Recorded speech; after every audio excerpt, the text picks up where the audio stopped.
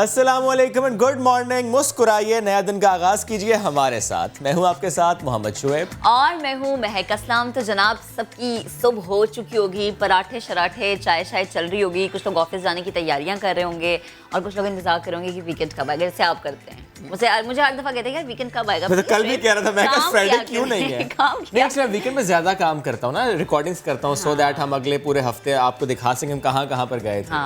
That's why I wait for the weekend. जहाज उड़ाने जाएं मैंने फिर बता दिया। खैर, तो जनाब प्रोग्राम का आगाज करते हैं। जैसे कि हम कहते हैं कि यार प्रोग्राम के आगाज में बड़ी अच्छी अच्छी खबरें होनी चाहिए ताकि आपका मूड बड़ा अच्छा हो जाए।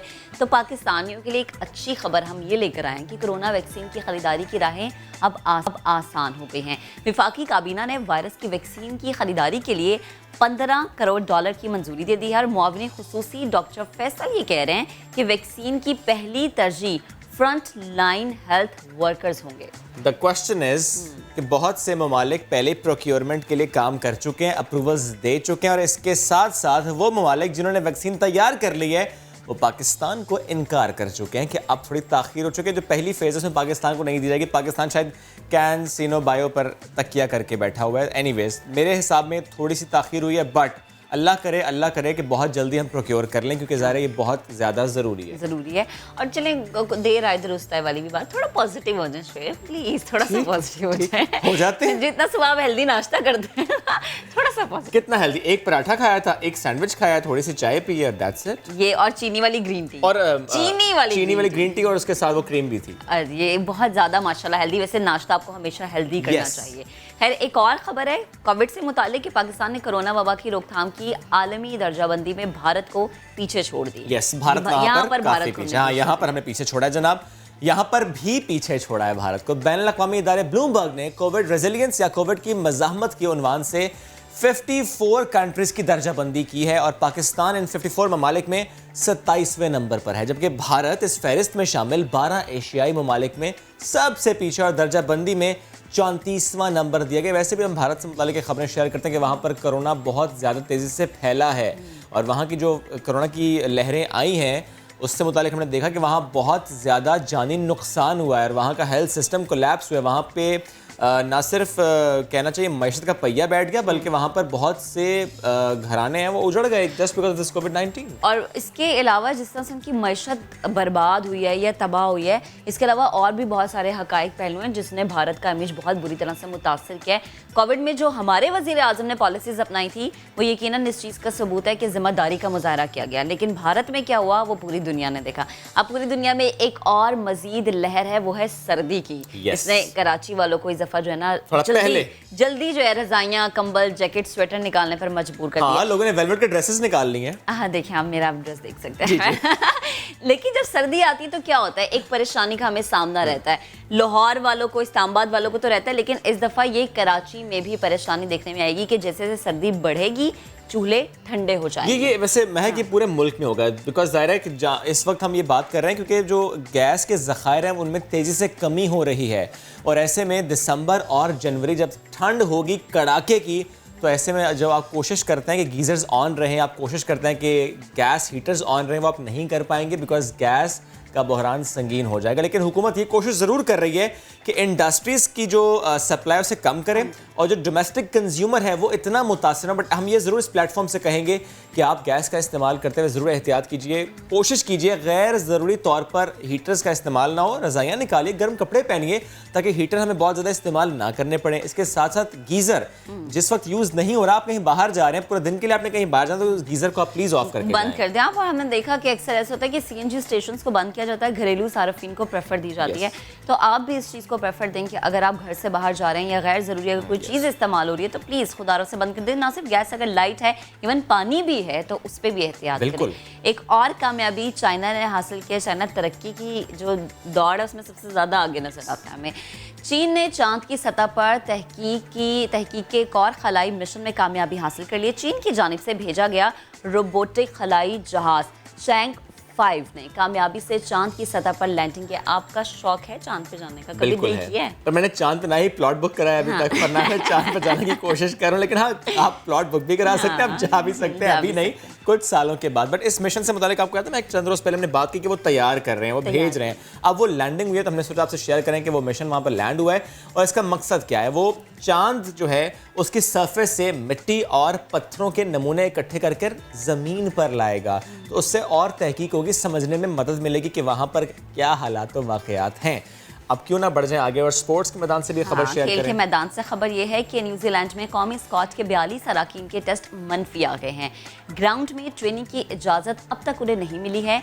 खिलाड़ियों ने होटल्स के रूम में ही वर्जिश शुरू कर दी है। अब काबिल गौर बात यह है कि जब हमारे पाकिस्तानी खिलाड़ी या लोग जो हमारे खिलाड़ी हैं या पाकिस्तान की जो शान है वो जब बाहर जाते हैं तो एक एग्जाम्पल सेट करनी चाहिए, लेकिन खेल के मैदान में एक ऐसी चीज़ हुई है कि यकीनन पाकिस्तानियों को थोड़ी सी खिफ़त का सामना। अच्छा, लेकिन महक, मैं अगर इन क्रिकेटर्स की बात करूं तो थोड़ा सा मुझे तहफ़्फ़ुज़ात का सामना करना इसलिए पड़ रहा है क्योंकि जब भी किसी टूर पे जाते हैं, जब भी कोई प्लान होता है तो वो जो पूरा प्लान होता है ना वो बताया जाता है कि आपने ऐसे आना है, ये रूल्स हैं, ये रेगुलेशंस हैं, ऐसे आपको मैनेज किया जाएगा। अगर आप उसके बाद शिकायत करते हैं कि हमें तो डब्बों में खाना दिया था, तो भैया वापस आ जाओ, ना जाओ। वो रूल्स रेगुलेशंस नहीं पसंद तो ना जाओ। इतने पैसे कमाते हैं बाहर जाकर, उन रूल्स को फॉलो करते हुए क्या मुश्किल है आपको भाई? एक तो पहले गलतियां कोताहियां हुई, आपकी वजह से कोरोना फैला और उसकी वजह से आप कह रहे हैं कि हमें डब्बों में खाना दे रहे हैं। बिल्कुल, देखें कोई ना कोई तो गलती कोताही हुई है ना, तो ये चीज़ सामने आई है। और हम जब कहते हैं कि एहतियात करें, एहतियात बढ़ते हैं, तो ये सिर्फ आवाम के लिए बल्कि हर उस शख्स के लिए जिसका ताल्लुक पाकिस्तान से या किसी भी घर से है, क्योंकि आपके एहतियात आपके घर वालों को बचा सकती है। और घर वालों का साथ होना बड़ा प्यारा लगता है कि आप इकट्ठे बैठे हों, और ऐसे इकट्ठी तस्वीर भी कुछ हमने देखी। उससे पहले मैं चाह रहा था कि मैं बस इस पर एक दो जुमले ऐड कर दूं, क्योंकि बात हम न्यूजीलैंड की कर रहे हैं और न्यूजीलैंड वो मुल्क जिन्होंने कोरोना के खिलाफ बड़ा ज़बरदस्त स्टेप लिया और कोरोना वहाँ से भगाया।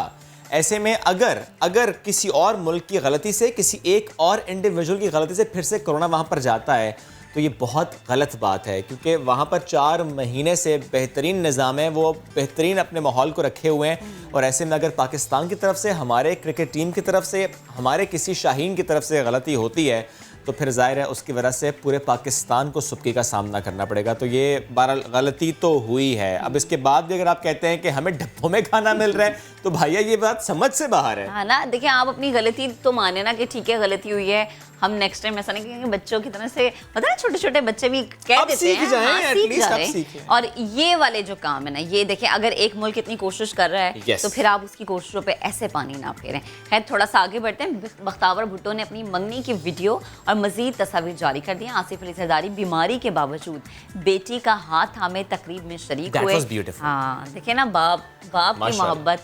और बख्तावर के जोड़े और शॉल को भी सोशल मीडिया पर खूब पजीराई मिल रही है। और मैंने जो पिक्चर्स देखी थी, बड़ा अच्छा बैकग्राउंड सेट था और इस तरह का लगा था, बड़ा रिफ्रेश एक चीज़ मुझे लग रही थी। और अब जो ये फूलों की सजावट है और जो कलर कॉम्बिनेशन है, आउटडोर इवेंट वैसे भी अच्छे लगते हैं लॉन्स में। और अब तो कह भी दिया गया है कि आउटडोर इवेंट्स आप ज़्यादा करें, क्योंकि जो कोविड के हालात हैं उसमें ये ज़्यादा ज़रूरी है। और कुछ शहरों में तो कहा भी गया है कि आप वहाँ पर दिन में ही तकरीब का इनेकाद करें, रात को तकरीब ना करें। चलिए जी, बढ़ते हैं आगे, प्रोग्राम का बाकायदा आगाज़ करते हैं। मॉडर्न प्रॉब्लम्स की जब हम बात करते हैं तो हम ये ज़रूर कहते हैं कि modern problems require modern solution. मिस्री शहरी ने एक ऐसा रोबोट ईजाद किया है जो ना सिर्फ मुतासरा मरीज का टेम्परेचर चेक करेगा, बल्कि अगर उसके आसपास किसी ने मास्क नहीं पहना हुआ तो उसे कॉशन देगा कि you have to wear the mask. इस रोबोट से मुतालिक ये भी बताया गया कि ये खून का नमूना भी ले सकता है, ECG इकोकार्डियोग्राम। इसके अलावा ये एक्सरे भी कर सकता है और इसके नताइज से मरीज को आगाह भी कर सकता है। ये आर्टिफिशियल इंटेलिजेंस में माशाल्लाह बड़े आगे जा रहे हैं जी। और ईजाद किए जाने वाला ये रोबोट अभी आजमाइशी मराहिल में है, but anyways this is very good कि ज़ाहिर वो रोबोट होगा और वो काफ़ी ज़्यादा काम खुद से कर पाएगा। और ये पाकिस्तान में भी होना चाहिए। बहुत सारे लोग हम देखते हैं पाकिस्तान में कि ऐसे हैं जो कि एहतियात नहीं बरतते। तो चलें किसी और की नहीं, चाहे रोबोट की बात सुन लें। वैसे भी इन हालात में जब हम पर्सन टू पर्सन कॉन्टेक्ट को ज़ाहिर बात करें कि वो ना हो, क्योंकि डॉक्टर्स हो, पैरामेडिकल स्टाफ हो, वो बड़े वल्नरेबल होते हैं। वल्नरेबल तो नहीं बल्कि कहना चाहिए ज़ाहिर वो उस हालात में होते हैं कि जहाँ पर जल्दी से वो कॉन्ट्रैक्ट कर सकते हैं वायरस को। तो ऐसे में अगर रोबोट ये चीज़ें कर रहा होगा तो वो बच जाएगा। बिल्कुल। और अगर हम देखें तो गुज़श्ता रोज़ 100 मेडिकल वर्कर्स ऐसे हैं जो कि जान से गए हैं। This is huge, this is very big figure, क्योंकि वो लोग बिल्कुल हमारे फैमिली मेम्बर्स की तरह हमारा ख्याल रखते हैं तब जब हमें सबसे ज़्यादा ज़रूरत होती है, जब हम अस्पताल में ज़ेरे इलाज होते हैं। इस वक्त भी अस्पताल में बहुत से हमारे प्यारे ज़ेरे इलाज हैं, कोई वेंटिलेटर पर है, कोई आइसोलेशन वार्ड में है, तबीयत नासाज है due to this covid, otherwise भी not just because of covid, किसी और मर्ज़ में भी लाहक वो हो सकता है। ऐसे में जो फ्रंट लाइन हेल्थ वर्कर्स हैं, जो कि हमारे रियल हीरोज़ हैं, स्पेशली इन 2020, उनकी जाने जा रही हैं बिकॉज ऑफ दिस। और देखिए इस तरह की हालत में आप नहीं जा सकते, आपका जितना मर्जी करीबी रिश्ता है, बिल्कुल। लेकिन आप मुतासरा शख्स के पास नहीं जा सकते। कौन जाता है? मेडिकल स्टाफ जाता है। तो उनकी सेहत भी उतनी ज़रूरी है, बल्कि उससे ज़्यादा ज़रूरी है जितनी हम अपनी बात करते हैं। एक और ख़बर यह है भारत से, जहाँ पर मुसाफिर तैयारे पर शहद की मक्खियों ने अचानक से छत्ता बना लिया। और फिर होता यह है कि इसकी शायद परवाज़ में हम कुछ ताख़ीर देखते हैं और इससे जो है वो मुसाफिरों को भी नीचे उतार लिया जाता है। और जब ये देखा जाता है कि छत्ता बन गया तो फिर इन्फॉर्म किया जाता है, और इस वजह से परवाज़ को ताख़ीर का सामना भी रहता है। कोलकाता के एयरपोर्ट पर उड़ान भरने से कुछ देर पहले स्टाफ ने देखा कि मक्खियों ने तो इस पर छत्ता बना लिया हुआ है, और जिसके बाद मुसाफिरों को तैयारे में सवार होने से रोक दिया गया। फिर फायर ब्रिगेड अमले ने वाटर कैनन की मदद से छत्ते पर पानी फेंका ताकि मक्खियों को जहाज़ से दूर किया जा सके। लेकिन मक्खियाँ तो कहते हैं मुंतशिर जब हो जाती हैं तो वो ज़्यादा गुस्से में आती और मैं ये सोच रहा हूँ, महक तो बाहर ही बनाया था, खैर ले जाते ऊपर दूसरे शहर में ले जाते। अच्छा चले, जाहिर है कोई मसला होगा तभी तो उन्होंने जहाज नहीं टेक ऑफ करना था। अच्छा जी, बढ़ते हैं आगे। ऑस्ट्रेलिया से खबर है हमारे पास। खूनखार मगरमच्छों ने दरिया में फंसे एक फैमिली पर हमला किया। एक गाड़ी वहाँ फंस गई थी, उस पर हमला किया। एक ही ख़ानदान के 4 अफराद इसमें सवार थे और फैमिली अपनी गाड़ी दरिया से पार करना चाह रही थी, लेकिन नाकाम हुई। गाड़ी वहाँ पर फंस गई और जो आसपास मगरमच्छ मौजूद थे उन्होंने किया हमला। गाड़ी में मियाँ बीवी और उनकी बेटी मौजूद थी। गाड़ी को पानी से निकालने के लिए शौहर ने बड़ी कोशिश की, बड़े जतन किए। इस दौरान वो फिसले, मगरमच्छ के सामने गिरे, लेकिन खुशकिस्मती से बच गए, उन पर हमला नहीं हुआ। और फिर दीगर सयाहों ने जो वहाँ पर मौजूद थे उन्होंने इस मुतासरा ख़ानदान को पानी से बाहर निकालने में मदद दी। और ये मनाजिर मगरमच्छ को अगर हम निकालते हैं गाड़ी का क्रॉस करने के मनाजिर, तो मुझे वो रनिंग कोट वाले मनाजिर वो हम फ्राइडे को आपको दिखाएंगे कि एक्चुअली ये महक किन लम्हात का जिक्र करना चाह रही है। लेकिन ये देखिए ये बिल्कुल ऐसा है, ये वो हमने रिकॉर्ड भी किया शायद ना, तो हम आपको जुम्मे को दिखाएंगे। अभी खबर ये है कि जनूबी कोरिया में उड़न टैक्सी की कामयाब आजमाइश हुई है। ये ड्रोन टैक्सी मुकम्मल तौर पर बिजली से चलती है और मुकम्मल तौर पर खुदकार भी है। आजमाइश में इसे जनूबी कोरिया के गुंजान शहर में उड़ाया गया है। इसकी रफ्तार 130 किलोमीटर फी घंटा और एक मरतबा चार्ज होने पर 100 किलोमीटर का फासला तय कर सकती है।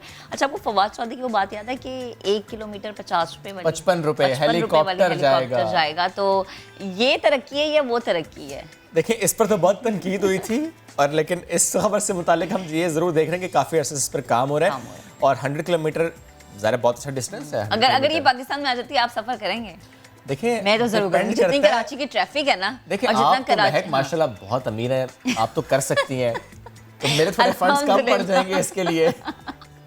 चलिए हम ऑफ द रिकॉर्ड बात करेंगे। अभी ज़रा उस चीज़ की बात करते हैं जिसने हर किसी की जो है ना आजकल की रोज़ जो हमारे मामूलाती ज़िंदगी है उसको थोड़ा सा मुतासर किया हुआ है, यानी हम सर्दी की बात करें। लेकिन जब खून जमा देने वाली सर्दी की बात हो तो हमें उन लोगों को याद रखना चाहिए, उनकी बात ज़रूर करनी चाहिए जो फुटपाथ पे रहते हैं, जिनके सरों पे छत नहीं होती। लेकिन हमारे हैंडसम वज़ीर-ए-आज़म ने क्या किया? पनागाहें खोली और मज़ीद पनागाहें खोलने से मुतालिक भी काम हो रहा है।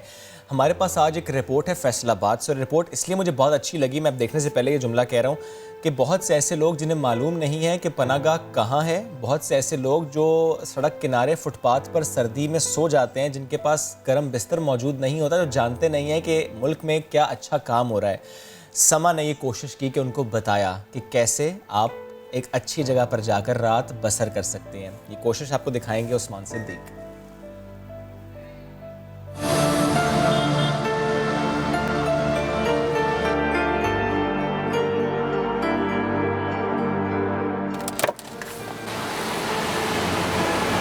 भाई साहब, ओ भाई साहब। हाँ जी सर। यार सड़क किनारे क्यों सोए हो? और कहाँ पर सोएं? इतनी ठंडी रात, नींद आ जाती है यहाँ पे सो? फिर गुजारा करना पड़ता है। तो कहाँ से आए हो, कहाँ पे रहते हैं? हो? जन्नू से आया हूँ और यहाँ फैसलाबाद में धागे मिल में काम करता हूँ। आपको पता है फैसलाबाद में वज़ीर आज़म ने पनाहगाह शेल्टर होम बनाए हुए हैं? नहीं, हमें तो नहीं मालूम। चलें फिर आए आपको लेके चलते हैं पनाहगाह में।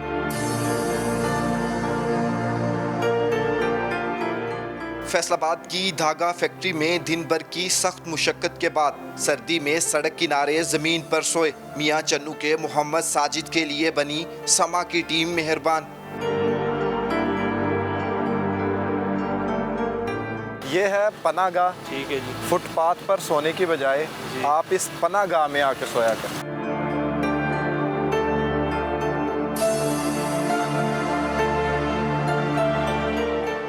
साजिद को शेल्टर होम तक पहुंचाया तो नरम बिस्तर और गर्म लहाफ मिलने पर उसकी आंखें खुशी से चमक उठी। आज तो हमें बहुत अच्छी नींद आएगी। वहाँ पर अच्छी नींद नहीं आती थी, दिन भर का थका हुआ होता था, नीचे से भी सर्दी लगती थी, ऊपर से भी। मैं समा का शुक्रिया अदा करता हूँ कि उन्होंने मुझे फुटपाथ से उठाकर यहाँ पनाहगाह में ले आए। पनाहगाह इंतजामिया के मुताबिक गुज़िश्ता 11 माह में 6000 के लगभग परदेसी अफराद पनाहगाह में क़याम कर चुके हैं, जिन्हें 3 वक्त का खाना भी दिया जाता है। हमारे पास जो ज़्यादा लोग इधर ठहरते हैं ना, उनमें मज़दूरों की जो तादाद है वो भी है, और हमारे पास जो मुसाफिर है ना दूसरे शहरों से आते हैं, जिन्होंने आगे कहीं जाना हो या फिर यहाँ हॉस्पिटलों में जाना हो, क्योंकि कोरोना की वजह से हॉस्पिटलों में रहने नहीं दिया जा रहा, तो वो लोग हमारे पास स्टे करते हैं। वो इधर 3 टाइम खाना भी खाते हैं और रहाइश भी करते हैं। संती शहर में 3 मुकामात पर पनाहगाह तामीर की गई हैं। फुटपाथ की सख्त और पथरीली ज़मीन पर सोने वाले इन मज़दूरों की मुश्किलात शेल्टर होम के नर्म और गर्म बिस्तरों से कम हो सकती हैं। अगर आप किसी मज़दूर या शहरी को फुटपाथ पर सोया देखें तो इसे करीबी शेल्टर होम तक ज़रूर पहुँचाएँ। कैमरामैन हाफिज़ अवैस के साथ उस्मान सिद्दीक, समा, फैसलाबाद। तो फैसलाबाद में जिस तरह से उस्मान ने अपनी जिम्मेदारी निभाई, और उन्होंने एंड पे ये बात भी कही कि अगर आप किसी को सड़क किनारे देखते हैं तो अपनी जिम्मेदारी निभाएं, क्योंकि बहुत सारे लोगों को ये नहीं पता कि पनाहगाहें कहाँ पर मौजूद हैं। हमारे वज़ीर आज़म का बेहतरीन इक़दाम, वज़ीर आज़म ने कदम उठा लिया, लेकिन आपको भी वज़ीर आज़म के हम कदम होना है। फैसलाबाद के बाद ज़रा लाहौर का रुख करते हैं, जहाँ पर पनाहगाहें मौजूद है। फिर भी कई शहरी सर्द मौसम में ज़िंदगी सड़कों पर गुजार रहे हैं। ऐसे ही एक बुज़ुर्ग की कहानी हम आपको सुनवाते हैं।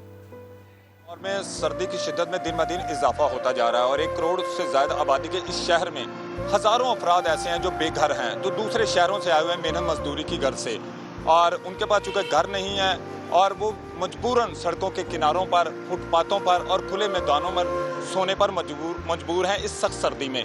हमारे साथ एक ऐसा ही बुजुर्ग मौजूद है जो इस वक्त फुटपाथ पर लेटा हुआ है सख्त सर्दी में। उसका नाम कासिम अली है, मियाँ वाली का रहने वाला है। आइए इनसे बात करते हैं कि सर्दी में इस तरह वो फुटपाथ पर सोए हैं, किस तरह रात को वो गुजारते हैं।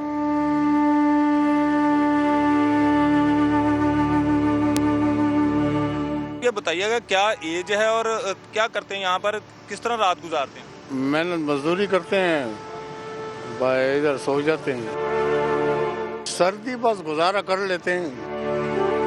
पहले सुकोटी में था, सुकोटी में अभी छोड़ दिया। अभी मेहनत मजदूरी करते हैं। किराया किधर दे सकते, 4000 किराया कहाँ से दे दें? कल या परसों से किधर सुकोटी में भर्ती हो जाएंगे। बस पनाहगाह इधर तो नहीं है किधर। लाहौर में मैंने सुना है कि है पनाहगाह है, लेकिन हम नहीं गए पनाहगाह में।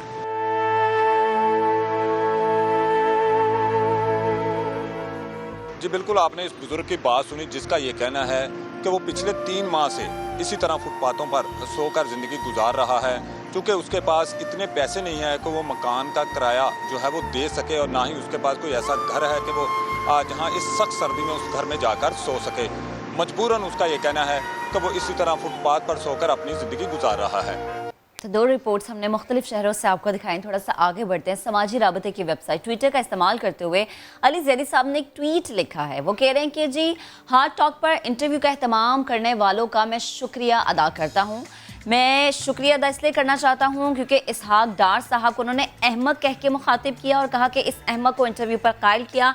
सियासी तौर पर कत्ल होने के लिए स्टीफन के सामने वो बैठे। तो याद रहे कि गुज़श्ता रोज़ हमने देखा था कि बीबीसी पर एक इंटरव्यू चला था, इसहाक डार का नशर हुआ था एक इंटरव्यू, और कल पूरा दिन पाकिस्तानी मीडिया पे इसकी गहमा गहमी रही। इस इंटरव्यू में इसहाक डार से 12 पूछा गया उनकी जायदाद से मुतालिक, तो उन्होंने ये कहा जी कि मेरा सिर्फ एक घर है, पूरी दुनिया में मेरी कोई और जायदाद नहीं है। जिस पर ये कहा गया न्यूज़ एंकर की जानिब से कि फिर आपको पाकिस्तान जाना चाहिए और फिर आपको जो है मुकदमों का सामना करना चाहिए। इसी पर आज अली जैदी ने ट्वीट किया है। वो कह रहे हैं कि मैं शुक्रिया अदा करता हूं जिसने हार्ट टॉक पर इंटरव्यू का एहतमाम किया, और साथ ही साथ उन्होंने कहा कि मैं शुक्रिया अदा इसलिए करना चाहता हूं जिसने इस अहमक को यानी कि इसहाक डार को इस इंटरव्यू पर कायल किया। अच्छा ठीक है, तनकीद अपनी जगह, लफ्ज़ों का चुनाव थोड़ा बेहतर होना चाहिए था, अहमक ना लिखते तो बेहतर था, ये सिर्फ मेरा थोड़ा सा इख्तलाफ है। अच्छा एनीवेज ये पॉलिटिशियंस करते ये हैं कि कुछ भी लिख देते हैं, कुछ भी कह देते हैं,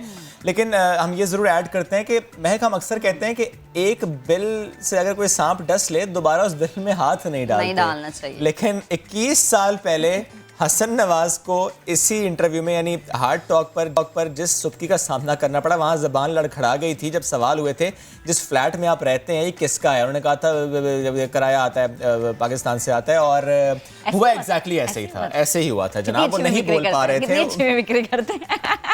अच्छा बंदा इनसे पूछे यार आपको कहता कौन है कि वहां जाओ उस इंटरव्यू में जब आपको मालूम है कैसे सवाल होंगे, पहले आप गए थे 21 साल पहले, वो हम अभी तक भूल नहीं पाए, हम मरीम नवाज का वो जुमला भूल नहीं पाए, मेरी पाकिस्तान तो क्या मेरी बाहर भी कोई जायदाद नहीं है, यानी कह देते हैं आप धड़ल्ले से, और बाद में फिर आपको ना सुक्की का सामना करना पड़ता है। वैसे I really want to know कि कौन है जो आपको ऐसे मशवरे देता है कि भैया जाओ जाके बैठो उस प्रोग्राम में, सवाल करेंगे जवाब दे देना, फिर जवाब दिया आपसे जाता नहीं है।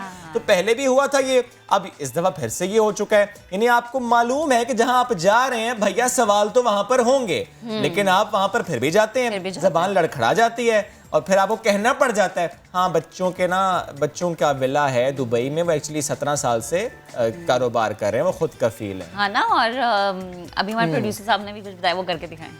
हो जाता है भाई। फॉर एग्जांपल महक, अब अगर कोई गेस्ट हो हमारा, हम सवाल ऐसा कर दें कि जिस पर उसका जवाब वो ना देना चाह रहा हो, वो गोल मोल करना चाह रहा हो, तो या तो वो कह देगा सॉरी मुझे समझ नहीं आया। और ये हुआ है हसन नवाज ने भी इसहाक डार ने भी ये किया। अच्छा हसन नवाज ने कहा था ये सही सवाल ही नहीं है। अच्छा अच्छा, वो 1999 का उनका इंटरव्यू है नवाज शरीफ के साहबजादे का, और 2020 में हमने देखा कि आज इसहाक डार ने जब इंटरव्यू दिया तो यकीनन थोड़ी तैयारी के साथ दे लेते, या वो गुज़श्ता इंटरव्यू देख लेते कि जब नवाज शरीफ के साथ ज़्यादा इंटरव्यू दे रहे थे तब किस तरह से बीबीसी के एंकर ने सवालात किए, तो आज किस तरह से होगा। वक्त बहुत बदल चुका है, 20 साल पहले की अगर बात करें और 20 साल बाद सहाफ़ती जिम्मेदारियां निभाते हुए जो बीबीसी के एंकर ने सवाल दागे हैं उस पे इसहाक डार साहब बहुत खामोश नजर आए, एक परेशान नजर आए, घबराए हुए नजर आए, जबान साथ नहीं दे रही थी। जाहिर है जब आप कुछ छुपा रहे होते हैं, समटाइम्स जब आप झूठ बोल रहे होते हैं तो ज़बान साथ नहीं देती, लेकिन ये हम ज़रूर कहते हैं कि इसहाक डार साहब अगर यहाँ पर होते, अगर हमारे शो में बैठे होते, हम सवाल कर रहे होते और हम भी सवाल यही करते, तो आप यकीन जानिए उनकी बॉडी लैंग्वेज मुख्तलिफ होती। वो हम पे कोई इल्ज़ाम लगाते, वो हमें कहते आप तो पता नहीं किसी और के एजेंडे पर बैठे हुए हैं, आप तो ऐसा कर रहे हैं, आप तो पर्ची मिली हुई है, आपको तो मैं कुछ कहना चाहूंगी, लिफाफा एंकर जो है ना वो फिर टैग लग जाता है। ऐसा कोई सवाल करो जिसका जवाब आप ना देना तो आप टैग लगा देते हैं, एंकर्स को वहां लगाए ना टैग, वहां टैग नहीं आप लगाएंगे, वहां पर आपको जवाब देना पड़ता है। आपने जवाब दिया कि हाँ भाई बच्चों का विला है, 17 साल से वो कारोबार कर रहे हैं। और देखें जैसे कि हम कल देख रहे थे कि असद उमर ने भी ट्वीट की वो जस्टिन ट्रूडो वाली, तो फिर आप वहाँ पे अगर देखें और यहाँ पर अगर देखें तो इस तरह की हम देखते हैं कि थोड़ा सा डिफरेंस हमें नजर आता है। और इसहाक डार जब कल जवाब दे रहे थे एंकर के सवालों को तो उनकी बॉडी लैंग्वेज इतनी मुख्तलिफ थी कि जब अगर आप उनके पाकिस्तान में दिए गए इंटरव्यूज को देखें ना बड़े रिलैक्स नजर आते हैं वो। अच्छा एक और बात, ये तो हमने बात कर ली ना विला और जायदाद से मुताल्लिक, जाहिर है वहाँ पर क्यों है ये हम सब जानते हैं, क्योंकि हमें बताया ये जाता है, हमें कहा यह जाता है कि क्योंकि मैं बीमार हूँ, मेरी तबीयत नासाज है। ऐड करती हूँ, जब इन्होंने ये एंकर से कहा, एंकर ने कहा कि जी आप पाकिस्तान जा रहे हो मुकदमात का सामना करें, इन्होंने कहा जी कि मैं बीमार हूँ। एंकर ने पूछा वाकई आप बीमार हैं? मतलब देखिए आप सामने उन्होंने बीमारी बताई, सर्वाइकल पेन।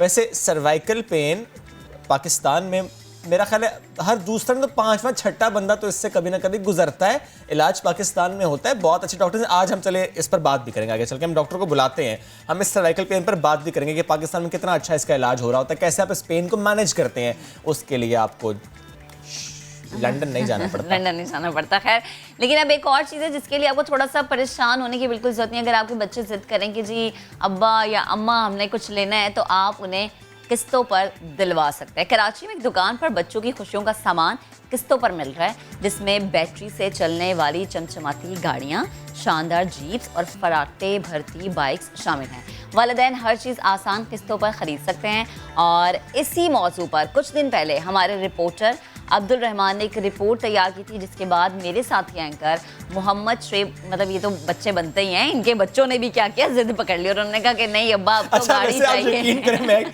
मैंने खुद भी जिद पकड़ी। मैंने कहा मुझे होवरबोर्ड चाहिए। आपने क्या करनी है? क्यों मुझे चाहिए? ये देखा, ये वो नहीं था वहाँ पे। जब अब्बा ऐसे तो बच्चे तो जाहिर सी बात है जिद्दी हो गए हैं। मैं अपने घर वालों का सबसे छोटा बेटा हूँ, तो ये अच्छा अब छोटे समझ आ हमेशा गया। छोटे हाँ, होते हैं। अब ये समझ आ गया। इसीलिए फिर शुएब ने क्या किया, शुएब ने अपनी बेटी को लिया, बहुत क्यूट और प्यारी सी बेटी है शुएब की। शुएब ने उन्हें साथ लिया और दुकान पे चले गए। लेकिन वहाँ जाने के बाद क्या हुआ ये मैं नहीं आपको बताऊंगी, आप देखेंगे।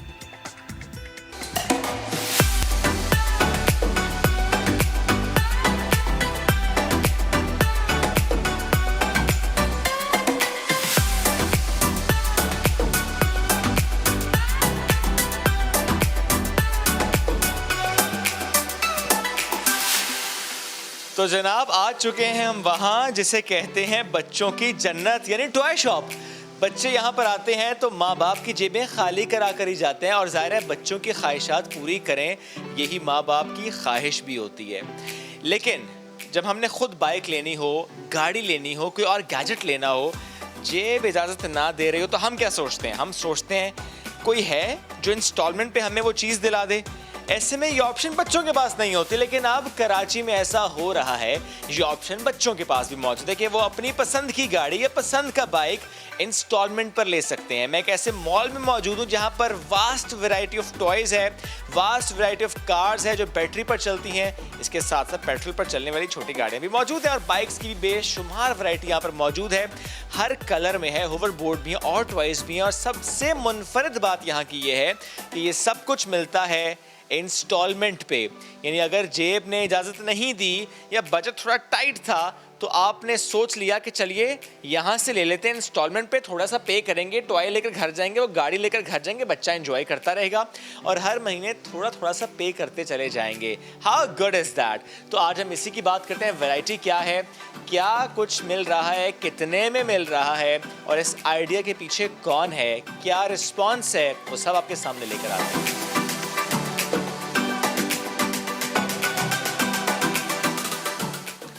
डेजर्ट बाइक जो कि हम अक्सर देखते हैं बीच पर भी लोग चला रहे होते हैं, जनाब ये मिल रही है 60,000 रुपए की। ये है इसकी कैश प्राइस। अगर बात करेंगे तो बात बन सकती है, यानी आपको इंस्टॉलमेंट पर मिल सकती है, लेकिन 60,000 के बाद आपको हम लेकर चलते हैं उस गाड़ी की जानिब, जो कि अगर आपने ओरिजिनल बड़ी गाड़ी लेनी हो, यानी वीगो जो कि मिलती है 60 लाख रुपए की, उसका मिनी वर्जन यानी बच्चों के लिए जो गाड़ी है वो मिल रही है 32,000 रुपए की।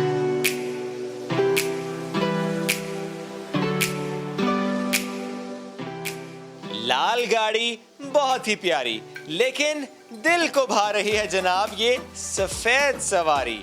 सवाल ये है कि कौन सी लें भैया और कौन सी छोड़ कर जाएं। जगह है वो जहां बच्चे आते हैं तो कहते हैं कि ये भी लेना है, वो भी लेना है, ये वाला भी और वो वाला भी, गाड़ी भी चाहिए और बाइक भी चाहिए। हर कलर में यहाँ पर मौजूद है। ब्लू कलर की बाइक हो, येलो बाइक हो, रेड कार हो, वाइट कार हो, होवर बोर्ड हो और टॉयज हो, ये वास्ट वैरायटी यहाँ पर मौजूद है। लेकिन सवाल ये है कि कौन ले सकता है? क्या ये ऑफर पूरे पाकिस्तान के लिए है या कि ऐसा नहीं है? और इसके अलावा सबसे आसान कौन सी सवारी आपके लिए है, यानी सबसे हल्की जेब पर वो कौन सी है, सब पर आज हम बात करेंगे। Bilal Aslam, owner of this shop, is with us, उनसे हम बात करते हैं। अस्सलाम वालेकुम बिलाल भाई, कैसे हैं आप? अच्छा बिलाल भाई, मुझे बताइए, बड़ा मुनफरिद आइडिया आप लेकर आए हैं, इंस्टॉलमेंट पर गाड़ी, इंस्टॉलमेंट पर बाइक। नॉर्मली बड़े तो ले लेते थे, ये बच्चों के लिए आपने सोच लिया? सर मैंने ये सोचा कि हम अक्सर लेते हैं मोबाइल इंस्टॉलमेंट पे, बड़ों के लिए कार लेते हैं, तो मैंने कहा क्यों ना बच्चों की कार में इंस्टॉलमेंट पे दूं और हर वो बच्चा ये कार चला सके जो अफोर्ड नहीं कर सकता, ताकि ये चीज़ हर बंदे को अवेलेबल हो सके। इस सोच से मैंने ये इंस्टॉलमेंट ऑफ़र किए बच्चों के लिए। अच्छा बिलाल भाई, मुझे ये भी बताएं कि आपके पास जो इस वक्त कार की बाइक्स की वैरायटी है, ये क्या इम्पोर्टेड है या लोकल है? ये तकरीबन मेरे पास जो ऑलमोस्ट आइटम है इम्पोर्टेड है और मेड इन चाइना है। ये चाइना से इम्पोर्ट होते हैं। अच्छा, हर चीज़ क्वालिटी के साथ है। 3 मंथ्स की इसकी हम वारंटी प्रोवाइड करते हैं जो भी हमसे लें। ठीक।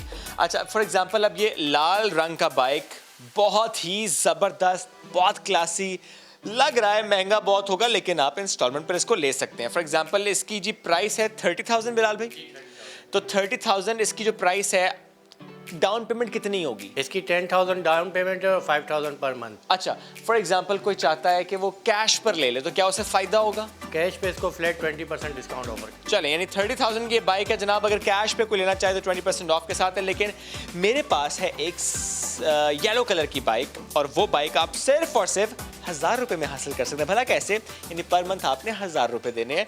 ये है जनाब वो येलो कलर की बाइक, और इसकी प्राइस है 10,000। इसकी प्राइस 9,000 की जनाब ये बाइक है। 3,000 रुपये डाउन पेमेंट है इसकी, और 1,000 रुपये आपने पर मंथ इसकी पे करना है। अगर आपने कैश पर लेना तो इस पर भी 20% डिस्काउंट है। अच्छा बिलाल भाई, आगे ज़रा आ जाते हैं। ये वाइट वाली जो गाड़ियाँ हैं इस पर भी बात कर लेते हैं। काफ़ी ज़्यादा इन्होंने वाइट कलर की गाड़ियाँ रखी हुई हैं, बल्कि कहना चाहिए कि मिनी पजेरो, मिनी जीप रखी हुई है। और जनाब ये वाइट वाली है 42,000 की। ये 42,000 की है। अच्छा, और इसमें क्या हिसाब है कि ये डाउन पेमेंट इसकी कितनी होगी? 22,000 डाउन पेमेंट है और 5,000 पर मंथ।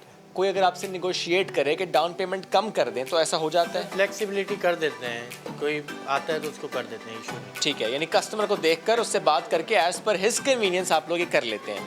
अच्छा, अब फॉर एग्जांपल ये वाली वाइट, ये महंगी है उससे, ये अच्छा ये सेम है जी, 42,000 की ये भी है, 22,000 इसकी डाउन पेमेंट है और 5,000 इसकी इंस्टॉलमेंट है। लेकिन अगर ये भी आपको जो लगता है इस गुड़िया को ये गाड़ी पसंद आ गई है। अच्छा, मुझे ये बताएं सर कि ये तो हो गई 42,000 वाली गाड़ी, लेकिन ये ऑफ़र क्या पूरे पाकिस्तान के लिए है? ये सर अभी राइट नाउ सिर्फ कराची वालों के लिए इंस्टॉलमेंट की ऑफर, क्योंकि हम खुद कराची से बिलोंग करते हैं और हमारा ऑफिस क्लिफ्टन पे है। तो जो लेना चाहे वो हमारे ऑफिस विज़िट करे, बच्चों को लेकर आए अपने साथ, फैमिली को लेकर आए, चला के चेक करे और सेल्फ बुकिंग करवा के वो परचेज़ कर सकते। सही। और अगर किसी ने ऑन कैश लेना है तो फिर डिलीवरी सर हमारी तरफ से होती है पूरे पाकिस्तान में, कैश ऑन डिलीवरी। ओके, और ये डिलीवरी फ्री है? कराची में डिलीवरी फ्री है। अच्छा। और अदर सिटीज़ में डिलीवरी चार्जेस अप्लाई होंगे। आपको नॉर्मली ऑर्डर्स आ रहे हैं दूसरे शहरों से भी, है कि लोगों का मानना है कि नहीं भैया जाके इंस्टॉलमेंट पर लेते हैं? सर दोनों चीज़ें हैं। कराची से भी काफ़ी ऑर्डर है, लाहौर, इस्लामाबाद, पिंडी, पेशावर, कोयटा, पूरे पाकिस्तान में अल्हम्दुलिल्लाह हमारी ये गाड़ियाँ जा रही हैं और लोग सेटिस्फाई हैं।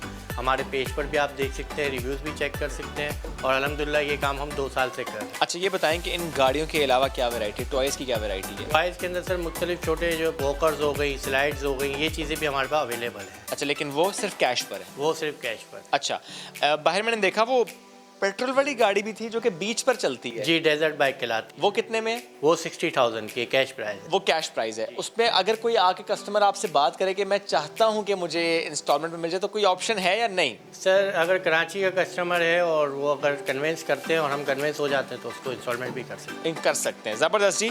टॉयज़ की भी वास्ट वैरायटी है, गाड़ियाँ और बाइक्स भी हैं बेशुमार, और सबसे अच्छी और मुनफरद बात वही जो कि मैंने पहले भी कही थी कि जेब पर भारी नहीं है। यानी हर महीने थोड़े से पैसे निकालिए और बच्चे को वो चीज़ दिलाइए जो बच्चा लेना चाहता है, क्योंकि जब हम खुद अपने लिए गाड़ी या बाइक ले सकते हैं तो why not for a kid.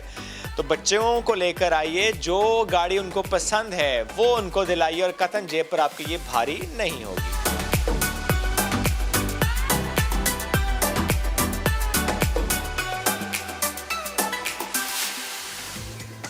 जबरदस्त। शेब, आपने कुछ खरीदा, मतलब कुछ आपने इंस्टॉलमेंट में लिया? नहीं, मैंने कुछ चीज़ें तो ली, लेकिन जो हम सोच से गए थे, मेरी बेटी बहुत मेरा खर्चा करके, she is very cute and sweet, वो मेरा खर्चा बिल्कुल नहीं कराती माशाल्लाह। उसने कहा बाबा आई डोंट नीड इट, जो छोटी छोटी चीज़ें उसको पसंद थी उसने वो ले। अच्छा, ज़बरदस्त। आगे बढ़ते हैं, एक ज़बरदस्ती खबर एक और आपको देंगे। पाकिस्तान के एजाज़ की बात है। दुनिया के 1% बेहतरीन साइंसदानों में पाकिस्तान के लेक्चरर डॉक्टर मुबशर शामिल हो गए। In the field of computer science जी ये शामिल हुए हैं, और जी ये एजाज़ उन्होंने अपने नाम किया है। दुनिया भर से तहकीकी मकालाजात के सबब इन अफराद को बेहतरीन दुनिया के 1% साइंसदानों की फहरिस्त में शामिल किया गया है, यानी टॉप 1%। और इसके अलावा भी वो कई अवार्ड अपने नाम कर चुके हैं। डॉक्टर मुबशर हुसैन ने मेहरान यूनिवर्सिटी से ग्रेजुएशन किया और आज वो हमें ज्वाइन करें, उनसे हम बात करेंगे। डॉक्टर साहब बेहद शुक्रिया आपके वक्त का।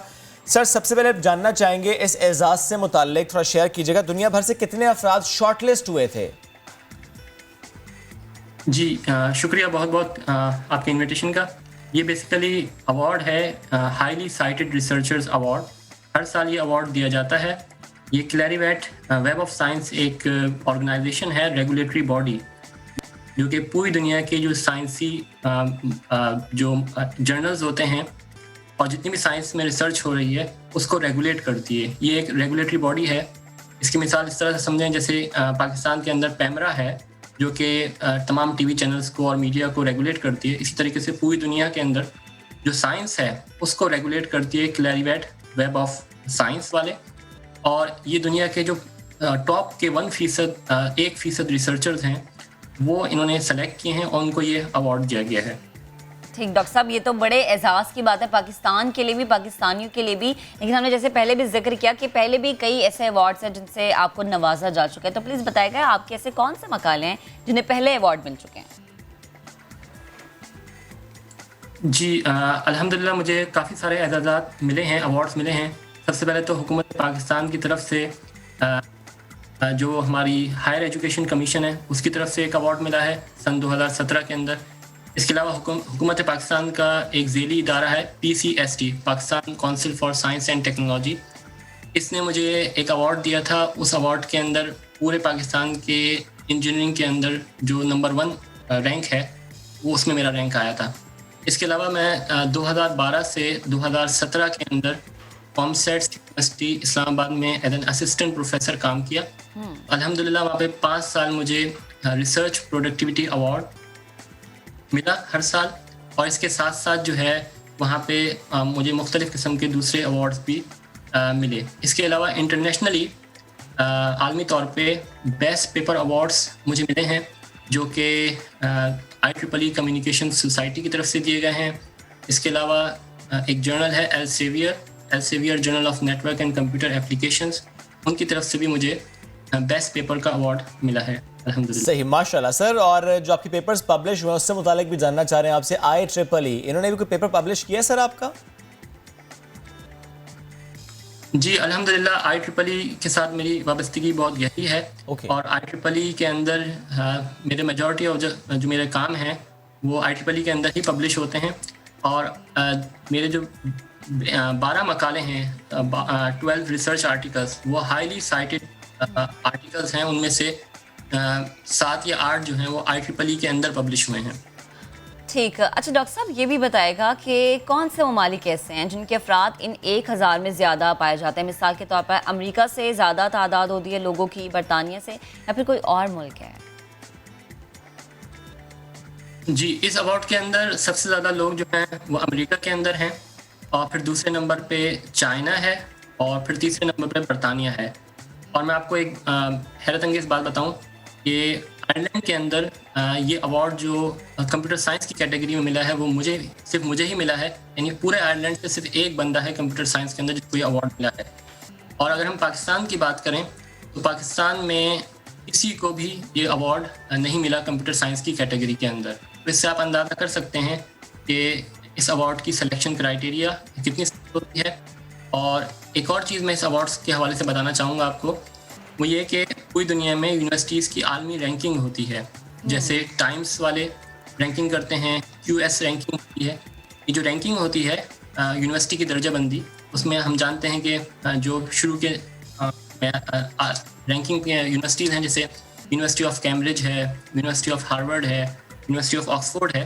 तो इसमें जो 10% क्राइटेरिया होता है, वेटेज होता है, वो नोबेल प्राइज़ विनर्स को मिलता है। और 20% वेटेज क्राइटेरिया जो है वो मिल रहा है हाईली साइटेड रिसर्चर्स को। यानी अगर इसको आसान अल्फाज में इस तरह से कहेंगे कि अगर यूनिवर्सिटी ऑफ कैम्ब्रिज के पास कोई हाईली साइटेड रिसर्चर है उसको 20 में से 20 मार्क्स मिलेंगे। और अगर किसी यूनिवर्सिटी के पास ये हाईली साइटेड रिसर्चर नहीं है उसको 20 में से 0 मार्क्स मिलेंगे।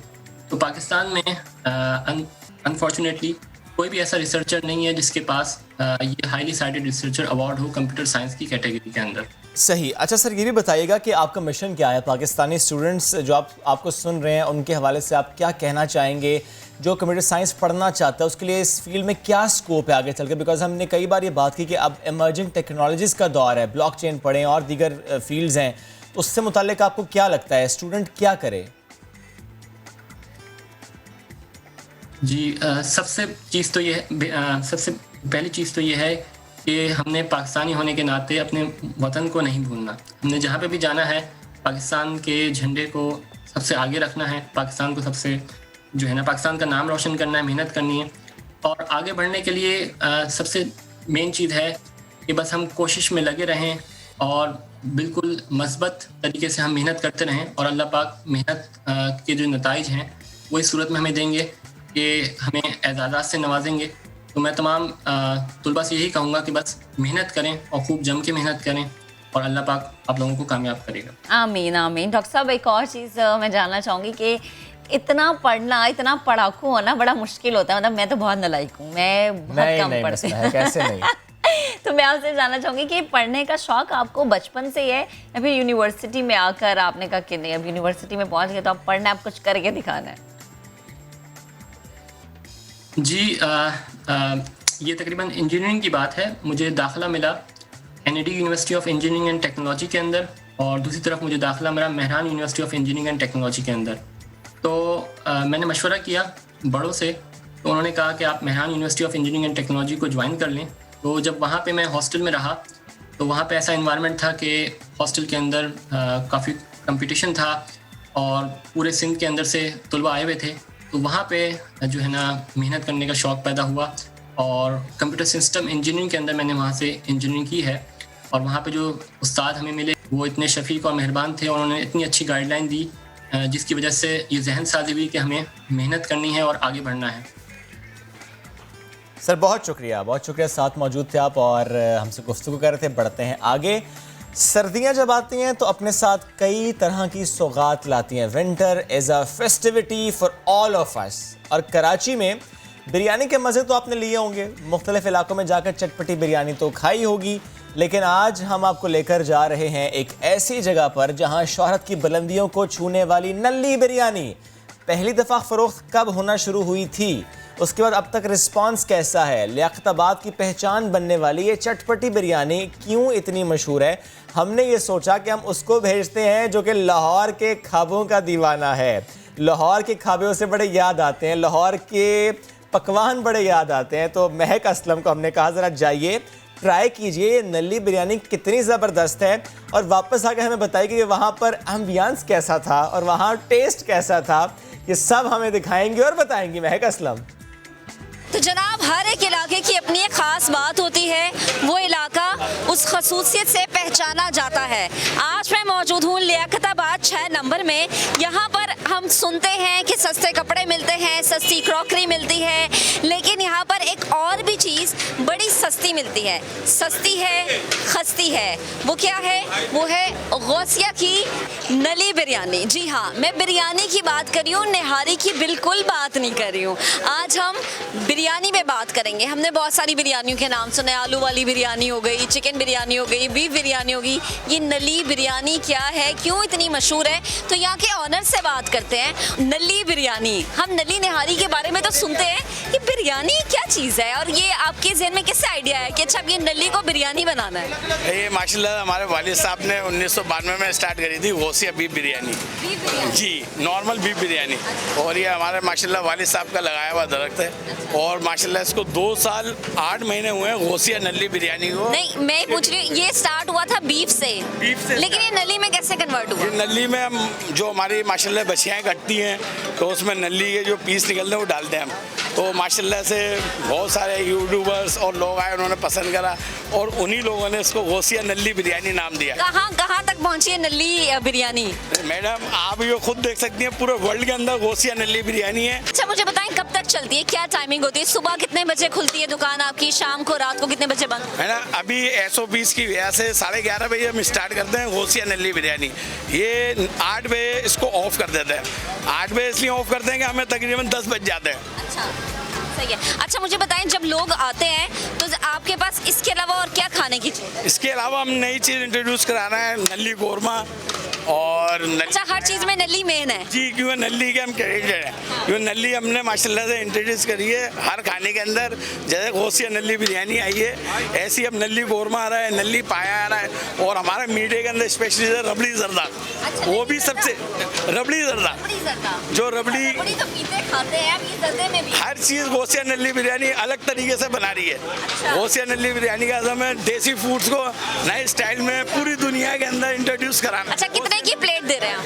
मैडम ये 240 की अच्छा, रहम कर रहे हैं महंगाई में रहम करा हुआ है हमने। 240 रुपये आधा किलो है। अच्छा, और किलो के लिहाज से जी, अच्छा 240 की आधा किलो है। और नल्ली 70 रुपए की होती है, जो वेट के अलावा डलती है। अच्छा। पर सब में बड़ी बात इसकी ये है कि ये बनती बगैर घी और तेल के। अच्छा, बगैर घी बगैर तेल, और इसकी फिर ये बनती कैसे? ये बिरयानी में तो और तेल गोश्त की अखनी से बनती है, अच्छा, इसलिए सबसे मुनफरिद है गौसिया नल्ली बिरयानी। इसलिए इसका टेस्ट भी अलग है। अच्छा, कुछ मसाले अलग हैं इसके, या जो आम बीफ बिरयानी वाले होते हैं वही है? मसाले तो माशाल्लाह से नॉर्मली डलते हैं जो होते हैं। तो यहाँ पे जो लोग खाने के लिए आए हैं उनसे भी बात करते हैं, उनसे जानते हैं इसका टेस्ट कैसा है।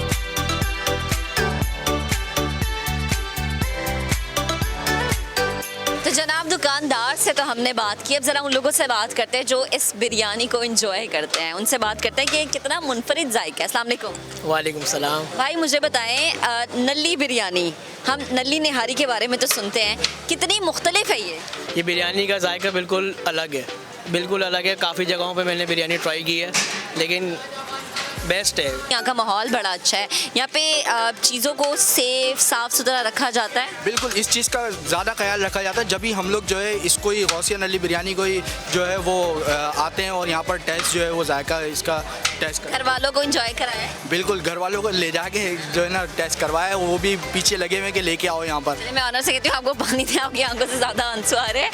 खैर, गौसिया नल्ली बिरयानी बड़ी मशहूर है जनाब, आप भी आएँ टेस्ट करें, क्योंकि मैंने इसकी बड़ी तारीफ़ें सुनी तो मैंने सोचा कि मैं भी आऊँ लियाकताबाद 6 नंबर में आके जानूँ कि आखिर क्यों इतनी मशहूर है। मशहूर इसलिए क्योंकि बनाने का अंदाज इसका मुनफरिद है, मशहूर इसलिए क्योंकि यहाँ का माहौल बड़ा अच्छा है, मशहूर ये इसलिए क्योंकि यहाँ पर सफाई सुथराई का बहुत ज़्यादा ख्याल रखा जाता है। तो आप जब भी आएंगे लियाकताबाद, नल्ली बिरयानी, यहाँ की स्पेशली गौसिया की नल्ली बिरयानी ज़रूर ट्राई करें। जबरदस्त। महक, और महक तो आपने ट्राई भी की होगी, हाँ, कैसी बिल्कुल, लगी? मुझे बहुत पसंद आई, बहुत मजा। आप लेकर नहीं आई? लेकिन मैं लेकर आई थी, मेरी टीम ने खाई, आप छुट्टी पे चले मैं गए थे। छुट्टी पे चला गया। चलिए जी, अभी हम आपको थोड़ी सी छुट्टी दे रहे हैं, कुछ मिनट की ब्रेक ले रहे हैं, वापस आएंगे। तो आज आप हमें फिर से कॉल कर सकते हैं, आप अपना मसला हमें बताइएगा और हमारा पैनल होगा हमारे साथ। और आज हम बात करेंगे दर्दों की। दर्दों का इलाज है क्या, ये बताएंगे ब्रेक के बाद।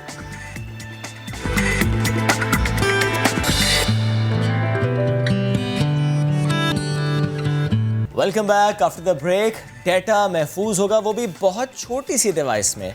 जी हाँ, टेक्सास यूनिवर्सिटी के माहिरीन ने डेटा महफूज करने वाला दुनिया का सबसे छोटा आला इजाद कर लिया है, जिसकी जिसामत 1 नैनोमीटर के बराबर है। साइंसदानों ने इसे एटम रजिस्टर का नाम दिया, यानी ये एक ऐसा ट्रांजिस्टर है जो एटमी पैमाने पर डेटा महफूज करता है। और ख़बर ये भी है कि ओमान से, जहां मस्कत में एक 51 साला खातून 480 बिल्लियों और 12 कुत्तों के साथ रहती हैं, जिनका माहाना खर्चा पाकिस्तानी 12,75,000 रुपये है। और जो खातून, उनका नाम है मरियम, और मरियम के मुताबिक कुछ अर्से पहले एक बिल्ली की वजह से उनका डिप्रेशन ख़त्म हुआ था, जिसके बाद उन्होंने फैसला किया कि वो अपनी पूरी ज़िंदगी जानवरों का ख्याल रखेंगे और उनकी देखभाल में वक्फ कर देंगे। क्या बात है, ब्यूटीफुल जी। ज़ाहिर है उनका डिप्रेशन कम किया था एक बिल्ली ने। अच्छा, एक और ख़बर हमारे पास है, वियतनाम से सोने से होटल बनाया गया है, गोल्ड होटल। इस होटल की तामीर में $20 करोड़ की लागत आई है। होटल के अंदर साजो सामान ये भी गोल्ड का है। होटल आने वालों को जो खाना सर्व किया जाता है उसमें भी सोने का इस्तेमाल किया जाता है। खाने में सोना होता है? नहीं, खाने की प्लेट्स एंड क्रॉकरी हो सकती है। सोना खा के सोने जाना, सोने पर खाकर सो जाइए। इस पुरतायुश होटल में गोल्ड प्लेटेड टाइल्स का बड़े पैमाने पर इस्तेमाल हुआ है। दुनिया का महंगा तरीन होटल है। एक रात के क़याम का मुआवजा 250 रुपये नहीं, अमरीकी डॉलर है। क्या हमने अब आपको खुशी देगी छीन ली? अच्छा जी, ये खबर ये भी है कि ऑस्ट्रेलियाई मुसव्विर की पेंटिंग उसकी मौत के 28 साल बाद 62 लाख ऑस्ट्रेलियाई डॉलर तकरीबन 73 करोड़ रुपए में नीलाम हुई। यानी मौत के बाद अब इन पैसों का क्या होगा? कोई ना कोई तो होगा ना उनका फैमिली का जिसको वो जाएंगे और देखिए वो मरने के बाद भी कितना कमा गए। व्हाइटले का इंतकाल 1992 में हुआ और आज उनकी तस्वीर 62 लाख ऑस्ट्रेलियाई डॉलर में बिक गई। इससे पहले ऑस्ट्रेलियाई मुसव्विर की तस्वीर 1970 में 54 लाख ऑस्ट्रेलियन डॉलर में नीलाम हुई थी। देखें कि ये होते हैं जिन्हें कहते हैं जिंदा जावेद लोग। ओह, जिंदा जावेद। एक और जावेद से हम बात करेंगे, अभी नहीं करेंगे। एक और मुसव्विर की पेंटिंग के बाद पहले, बल्कि हम कर चुके हैं। हाँ, ये वही वाले मुसव्विर हैं। मैं चाहता था कि एक और अगर खबर थी। आपको पेंटिंग आती है? थोड़ी सी अच्छी। ये गधे को घोड़ा और घोड़े को गधा बना देते हैं। नहीं, घोड़े को घोड़ा ही बनाएंगे। नहीं लेकिन अच्छा, मेरी पेंटिंग इतनी अच्छी नहीं है। आपने क्योंकि वो जिंदा जावेद कहा था, चलिए फिर फैसल जावेद पर आ जाते हैं। ज्वाइन कर चुके हैं वो। आज की बड़ी खबर क्या है जनाब कि मुस्लिम लीग नून के सदर शहबाज शरीफ और उनके साहिबजादे हमजा शहबाज, इनकी पैरोल पर रिहाई की मुद्दत आज ख़त्म हो रही है।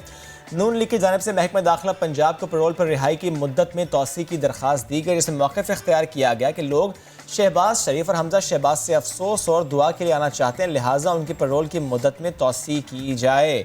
इसी पर बात करेंगे। हमें ज्वाइन किया पाकिस्तान तहरीक इंसाफ के रहनुमा सेनेटर फैसल जावेद ने। फैसल भाई, गुड मॉर्निंग। फैसल भाई, मुस्लिम लीग नून ने शहबाज शरीफ और हमजा शहबाज की पैरोल पर रिहाई की मुद्दत में तौसी की दरख्वास्त दी है। इंसानी हमदर्दी की बुनियाद बनाया गया है, तौसी मिल रही है सर? देखिए, जो सलूक एक आम मुजरिम के साथ या जो जेल में लोग हैं उनके साथ होता है, वही इनके साथ होना चाहिए। कोई फ़र्क तो नहीं होना चाहिए ना। तो इस सूरत-ए-हाल में जो भी है कानूनी तकाज़े, ये जो बाकियों के साथ होता है, इंसानी हमदर्दी या जो भी कवानीन हैं या इंसानी हमदर्दी की चीज़ें हैं, वो सब बराबर होना चाहिए। मेरा तो इस पर ये टेक है। अगर बाकियों के साथ भी होता है, एक्सटेंशन मिलती है तो फिर इनको भी मिलनी चाहिए, नहीं मिलती है तो इनको भी नहीं मिलनी चाहिए। As simple as that. इससे ज़्यादा मैं कुछ नहीं कहूँगा, क्योंकि ये ज़ाहिर है मामलात जो हैं पंजाब एडमिनिस्ट्रेशन के हैं और उनके अंदर मामलात में हम दखल तो नहीं देते, लेकिन वैसे जनरली स्पीकिंग जो रियायत है कानून में बाकी लोगों के लिए, आम लोगों के लिए, वो इनको भी मिलनी चाहिए, और अगर जो नहीं है तो वो इनके लिए भी नहीं होनी चाहिए। ठीक। अच्छा फैसल, एक और मौजू बड़ा ज़ेर बहस है। हम देख रहे हैं कि PDM ये कह रही है कि लाहौर में जलसा, जिसके बाद इस्लामाबाद का रुख होगा।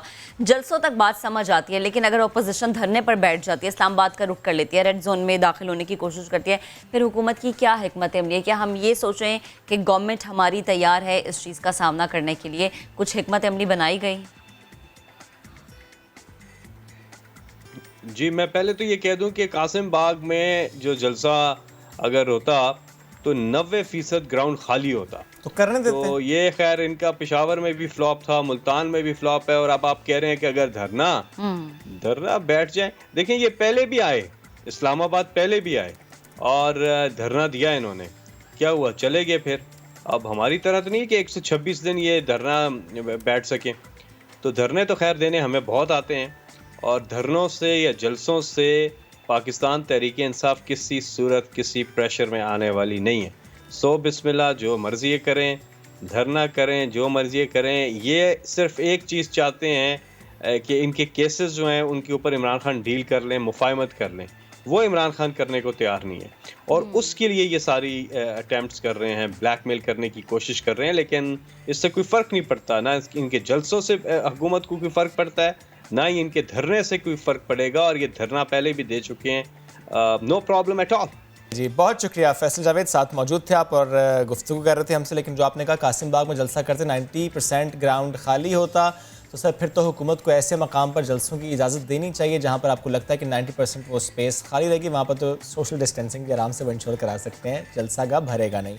अच्छा चलिए, क्योंकि बात हो रही है पंजाब की, और ज़रा पंजाब से मुतालिक हम देखते हैं कि ये फ़ैसले लिए गए कि वहाँ पर कोरोना के केसेस में तेज़ी से इजाफा हो रहा है, और इसीलिए बहुत से ऐसे इलाकों में स्मार्ट लॉकडाउन का नफाज किया गया है, और इसमें कुछ नए इलाके भी इस बार शामिल हुए हैं। टेक्सला और वाकंड के भी कुछ इलाके हैं इसमें जो शामिल हुए हैं, क्योंकि वहाँ पर पहले कोरोना उस तेज़ी से नहीं फैल रहा था, अब वहाँ पर तेज़ी से फैल रहा है। बहुत से ऐसे इलाके जिन्हें हॉटस्पॉट डिक्लेयर किया गया है। अब चूँकि ये नए इलाके हैं, क्योंकि ये ज़्यादा इलाके हैं जो इनको हॉटस्पॉट्स डिक्लेयर किया गया है, तो ऐसे में सवाल बनता है कि क्या वहाँ पर अस्पतालों में गुंजाइश मौजूद है। सवाल यह है कि क्या पंजाब जहाँ पर सबसे ज़्यादा आबादी है वहाँ पर वेंटिलेटर्स ऑक्यूपाइड हैं या कि वहाँ पर भी वेंटिलेटर्स की कुछ ना कुछ अभी अवेलेबिलिटी है।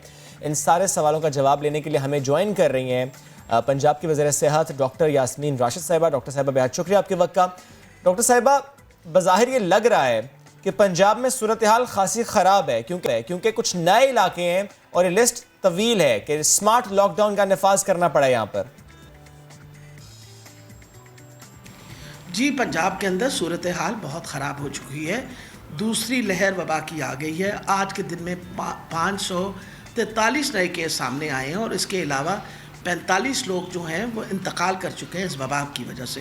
तो डेफिनेटली हालात बहुत ख़राब हैं। इन्फेक्टिविटी रेट हमारा बढ़ गया है और अगर आपका इन्फेक्टिविटी रेट बढ़े तो इसका मतलब है कि वबा जो है वो फैल रही है। और सबसे बड़ी ज़्यादा हमारी जो इन्फेक्टिविटी रेट्स हैं उन बड़े शहरों में हैं, जैसे लाहौर है, रावलपिंडी है, गुजरांवाला है, फैसलाबाद है। फैसलाबाद के अलावा मुल्तान है। हमारे पास तो मुल्तान में इन्फेक्टिविटी रेट इस मरतबा सबसे ज़्यादा रहा और नेचुरली वबा जो है वो फैल रही है और हमारी पूरी कोशिश है कि स्मार्ट लॉकडाउन्स की थ्रू हम आहिस्ता आहिस्ता इस वबा को कम करें और उसका डेफिनेट असर भी पड़ना शुरू हुआ।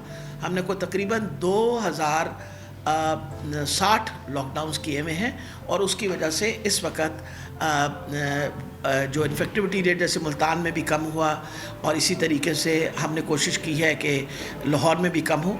लेकिन अगर लोगों ने SOPs ना प्रैक्टिस किए तो फिर ये वबा मज़ीद फैल सकती है। सही। अच्छा डॉक्टर साहबा, एक और चीज़ बताएगा कि इस लहर में जो नए हॉटस्पॉट इलाके सामने आए हैं वहाँ पर अभी तक क्या ट्रांसमिशन रेट देखा जा रहा है?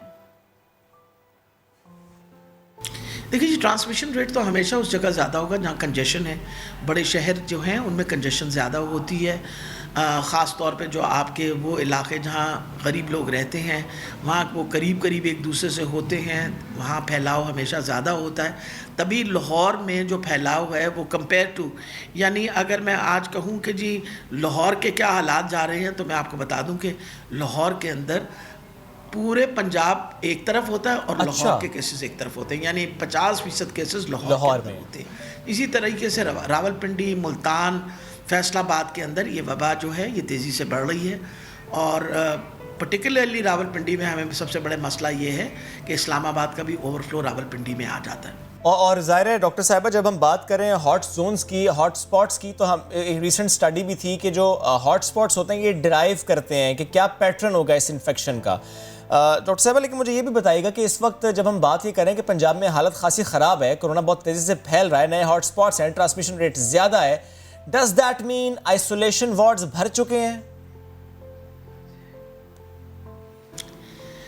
अब तो हमारे पास जो मरीज़ आते हैं वो सीरियस पेशेंट्स होते हैं, वो मरीज़ जिनको मुसलसल ऑक्सीजन की ज़रूरत होती है और इन मरीज़ों को आपको पता है कि इस वक्त कोई तकरीबन 1000 से ज़्यादा पेशेंट्स जो हैं हमारे पब्लिक सेक्टर अस्पतालों में इस वक्त दाखिल हैं और वेंटिलेटर्स की जहाँ तक है और बेड्स की वो अल्हम्दुलिल्लाह इस वक्त हमारे पास जगह है। कोई हमने तकरीबन 10,000 ऑक्सीजनेटेड बेड्स जो हैं वो प्राइमरी सेकेंडरी हेल्थ केयर और टर्शियरी केयर के दरमियान हमारे पास इतने बेड्स हैं और इसके अलावा वेंटिलेटर्स जो भी हैं वो भी हमने मखसूस कर रखे हैं। इस वक्त कोई तकरीबन 1200 के करीब वेंटिलेटर्स भी मखसूस हैं और इन सारे वेंटिलेटर्स वगैरह को, इन सारी चीज़ों के बावजूद हमें ये फ़िक्र है कि खुदा न खास्ता वबा फैले तो ये ना हो कि ये हमारे लिए जो हमने सारे अरेंजमेंट्स किए वो नाकाफ़ी ना हो। ठीक, तो जब हम आइसोलेशन वार्ड्स की बात करते हैं या इस तरह की जगहों की बात करते हैं तो फिर वेंटिलेटर का जिक्र भी लाजमी होता है, जो कि डॉक्टर यास्मीन राशिद साहिबा ने हमें डिटेल बता दी। डॉक्टर साहिबा, एक और चीज़ मैं जानना चाहूँगी, कोरोना की पहली लहर में पंजाब हुकूमत ने ट्रैकिंग और ट्रेसिंग पर बहुत काम किया था, मगर दूसरी लहर में हमें ऐसी चीज़ें नज़र नहीं आ रही हैं। शायद हम ये समझ रहे हैं कि उतना सीरियस इस चीज़ को नहीं लिया जा रहा। क्या वाकई ऐसा है? अगर ऐसा है तो इसकी क्या वजह है? जी, मेरा ख्याल है कि जितने टेस्ट इस वक्त पंजाब हुकूमत कर रही है कोई और सूबा नहीं कर रहा। आज के दिन के अंदर 15,500 टेस्ट हुए हैं जैसे जैसे आपके नंबर केसेस के होते हैं साथ कॉन्टैक्ट ट्रेसिंग शुरू हो जाती है। तो जितनी तादाद पेशेंट्स की ज़्यादा आती है उतने ज़्यादा कॉन्टैक्ट ट्रेसिंग होती है। पिछले दिनों में 18,000 भी हुए, 20,000 तक भी टेस्ट किए। अब अल्हम्दुलिल्लाह क्योंकि हमने 18 लैब्स डेवलप कर ली हैं, हमारी टेस्टिंग की कैपेसिटी जो 20,000 से ज़्यादा हो गई है, तो हमें टेस्टिंग का इस वक्त कोई मसला नहीं है। हम कॉन्टैक्ट ट्रेसिंग सबसे ज़्यादा करते हैं इस सूबे के अंदर। ठीक है, यानी ट्रैकिंग एंड ट्रेसिंग का कोई मसला नहीं है। इस सेकंड वेव में भी आप लोग उसी तरीके से काम करें जैसे आपने कोरोना की वेव 1 में किया था। डॉक्टर साहब, लास्ट में मुझे एक बात बताइएगा, ये जो फैसला किया गया पंजाब हुकूमत की तरफ से कि इदारों को पाबंद बनाया जा रहा था कि वो अपने स्टाफ को कम करें, 50% स्टाफ के साथ वो काम चलाएं, क्योंकि आप लोग भी ज़रा चाहते हैं कि कोरोना की जो ये वबा है, जो दूसरी लहर है, इसमें कम से कम नुकसान हो, ये जो ट्रांसमिशन रेट है ये कम हो, क्योंकि ऑफिस में लोग अगर जाएंगे काम उसी तरीके से होगा, वर्क फ्रॉम होम अगर नहीं होगा तो फिर कोरोना फैलेगा उसी तरह से जैसे पहले फैला। डॉक्टर साहब, अगर ऐसा नहीं हो रहा, इदारे अगर ऐसा नहीं कर रहे, कहीं पर अगर इसकी वायलेशन हो रही है पंजाब में, तो उसके खिलाफ कोई कार्रवाई हुई है या हो रही है या होगी? मेरा ख्याल है इस वक्त सारे SOPs हर तरफ प्रैक्टिस हो रहे हैं। अच्छा। लेकिन जो इमरजेंसी डिपार्टमेंट्स काम कर रहे हैं, जैसे हेल्थ का डिपार्टमेंट है, फिर एजुकेशन का डिपार्टमेंट है, लॉ का डिपार्टमेंट है, उनमें नेचुरली हमें अपना सारा अमला जो है उसको सारे को काम इसलिए करना पड़ता है कि एक इमरजेंसी डिक्लेयर हुई हुई है वबा की वजह से। ठीक है, बेहद शुक्रिया, साथ मौजूद थी आप और पंजाब के हालात से मुतालिक हमसे गुफ्तगू कर रहे थे। हालात अंडर कंट्रोल नहीं हैं, हालात इतने अच्छे नहीं हैं, कोरोना की दूसरी लहर है। प्लीज़ प्लीज़ प्लीज़, हम इस प्लेटफॉर्म से भी, हर प्लेटफॉर्म से रादर हम ये बात करते हैं कि कोरोना की दूसरी लहर बहुत शदीद है, तो प्लीज़ एहतियात कीजिए। अगर हुकूमत SOPs पर अमल दरामद करा रही है तो वो करना हमारी जिम्मेदारी है, और कहीं पर अगर हुकूमती नुमाइंदा मौजूद नहीं है, इंतज़ामिया मौजूद नहीं, तो हमें खुद रिस्पॉन्सिबल सिटीज़न का मुजाहरा करना है। अगर हम देखें कि कहीं पर SOPs की वायलेशन हो रही है, अगर हम ये देखें कोई और इंडिविजुअल है जो कोरोना को सीरियस नहीं ले रहा, मास्क नहीं पहन रहा, तो प्लीज़ उससे बात कीजिए, उसे समझाइए कि इसकी वजह से वो खुद, हम या हमारा कोई प्यारा इस दुनिया से जा सकता है। ये जानलेवा मरज़ है। चलिए बढ़ते हैं आगे। और जब हम बात कोरोना की कर रहे हैं तो इसके हवाले से सख्त फैसले लेने पड़े। एक सख्त फैसला तालीम के मैदान में लेना पड़ा कि हमने फिर से स्कूल का निज़ाम मुअत्तल किया, हमने फिर से वो traditional talk and chalk method से किनारा कशी इख्तियार किया। हम फिर से उस मॉडल की तरफ बढ़ गए जिसमें ऑनलाइन क्लासेस होती हैं, जिसमें जूम पर लोग क्लासेस लेते हैं। कि पहले अगर 4-5 घंटे बच्चा स्कूल जाकर पढ़ता था, अब वो सिर्फ आधा घंटा 1 घंटा ऑनलाइन पढ़ते हैं। ऑनलाइन नहीं पढ़ते, वो चाहे बच्चे हों या चाहे वो बड़े वाले बच्चे हों, यानी यूनिवर्सिटी गोइंग स्टूडेंट्स हों। लेकिन ऐसे में जब हम बात करते हैं कि ये वालिदैन के लिए कितना बड़ा चैलेंज है, और पाकिस्तान ऐसा मुल्क जहाँ पे बहुत से पेरेंट्स ऐसे होते हैं, जहाँ बहुत सी माएँ ऐसी होती हैं जो उस तरह पढ़ी लिखी नहीं होती, क्या वो बच्चों को उस तरह पढ़ा पाएंगी, ये बहुत बड़ा चैलेंज है। तो आज हमने सोचा कि इसी अहम मौजू पर बात करें, हमें ज्वाइन करें कि ऐसी वालिदा कि जिनसे हम बहुत कुछ सीखते हैं, जो इंस्पिरेशन है। शी इज़ एन एक्ट्रेस, और उसके अलावा बच्चों पर बड़ी उनकी खुसूसी तवज्जो रहती है, वो बच्चों के साथ बहुत ज़्यादा इंगेज रखती हैं अपने आप को। ऐसी बहुत से वीडियोस उनकी हमारे सामने आते हैं जिनसे हम भी सीखते हैं। हम कोशिश करते हैं कि अपने बच्चों को भी इंगेज करें ऐसी एक्टिविटीज़ में कि जब वो बच्चे लर्न कर सकें। मैं बात कर रहा हूँ मारूफ अदाकारा सरवत गिलानी की। Sarwat, good morning. Sarwat please ये बताइएगा कि ऑनलाइन क्लासेस और ज़ाहिर बच्चों को इसी के ज़रिए तालीम हासिल करनी है, कितना मुश्किल है आपके हवाले से? आपको क्या लगता है कितना मुश्किल है कि बच्चों की अटेंशन डाइवर्ट भी हो जाती है, बच्चे उस तरह से बैठ के पढ़ते नहीं है, मल्टीपल विंडोज़ वाला माहौल होता है कि बच्चा पढ़ते पढ़ते इधर उधर चला जाता है, डिस्ट्रैक्ट हो जाता है। How do you control this? देखिए, ये पूरा प्रोसेस जब माँ बाप के लिए इतना मुश्किल और नया है तो बच्चों के लिए तो बहुत ज्यादा नया है। तो इट्स वेरी इंपॉर्टेंट कि हम एवरीडे लाइफ में थोड़ी देर बच्चों के साथ बैठे और उनके साथ प्ले टाइम करें या कोई एक्टिविटी करें, ताकि वो यूज्ड टू हो इस बात से कि उन्होंने बैठ के एक जगह एक एक्टिविटी करनी है।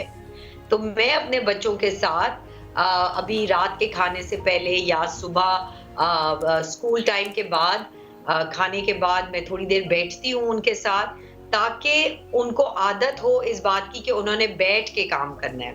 तो जब तक वो आदत आप और बच्चे मिलके पेरेंट्स और बच्चे खुद नहीं मिलके करते, तब तक आप नहीं एक्सपेक्ट कर सकते कि बच्चा अकेला बैठ के क्लास लेगा।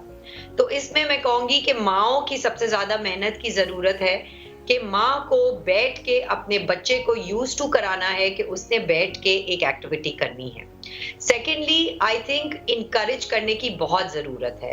मैं अपने जब बड़े बेटे के साथ बैठती हूँ और मेरा छोटा बेटा है वो मतलब मेरे हस्बैंड के साथ बैठते हैं, तो हम दोनों डिवाइड करते हैं रिस्पॉन्सिबिलिटीज। आई फील कि अगर एक पेरेंट है आपके पास तो आप फिर भी 2 कमरों में शिफ्ट होके और थोड़ा मुश्किल हो जाता है, लेकिन ये है कि अगर आपने बच्चे को इनकरेज करेंगे, अगर आप उनको कोई चीज मोटिवेट करने के लिए कहेंगे कि मैं आपको, अगर आपने बहुत अच्छा काम किया तो मैं आपको 5 स्टार्स दूंगी आज, या मैं आपकी फेवरेट डिश बनाऊंगी खाने में, तो इस तरह करके आपको मोटिवेट करना पड़ता है बच्चों को, because it's a very new way of studying even for the kids.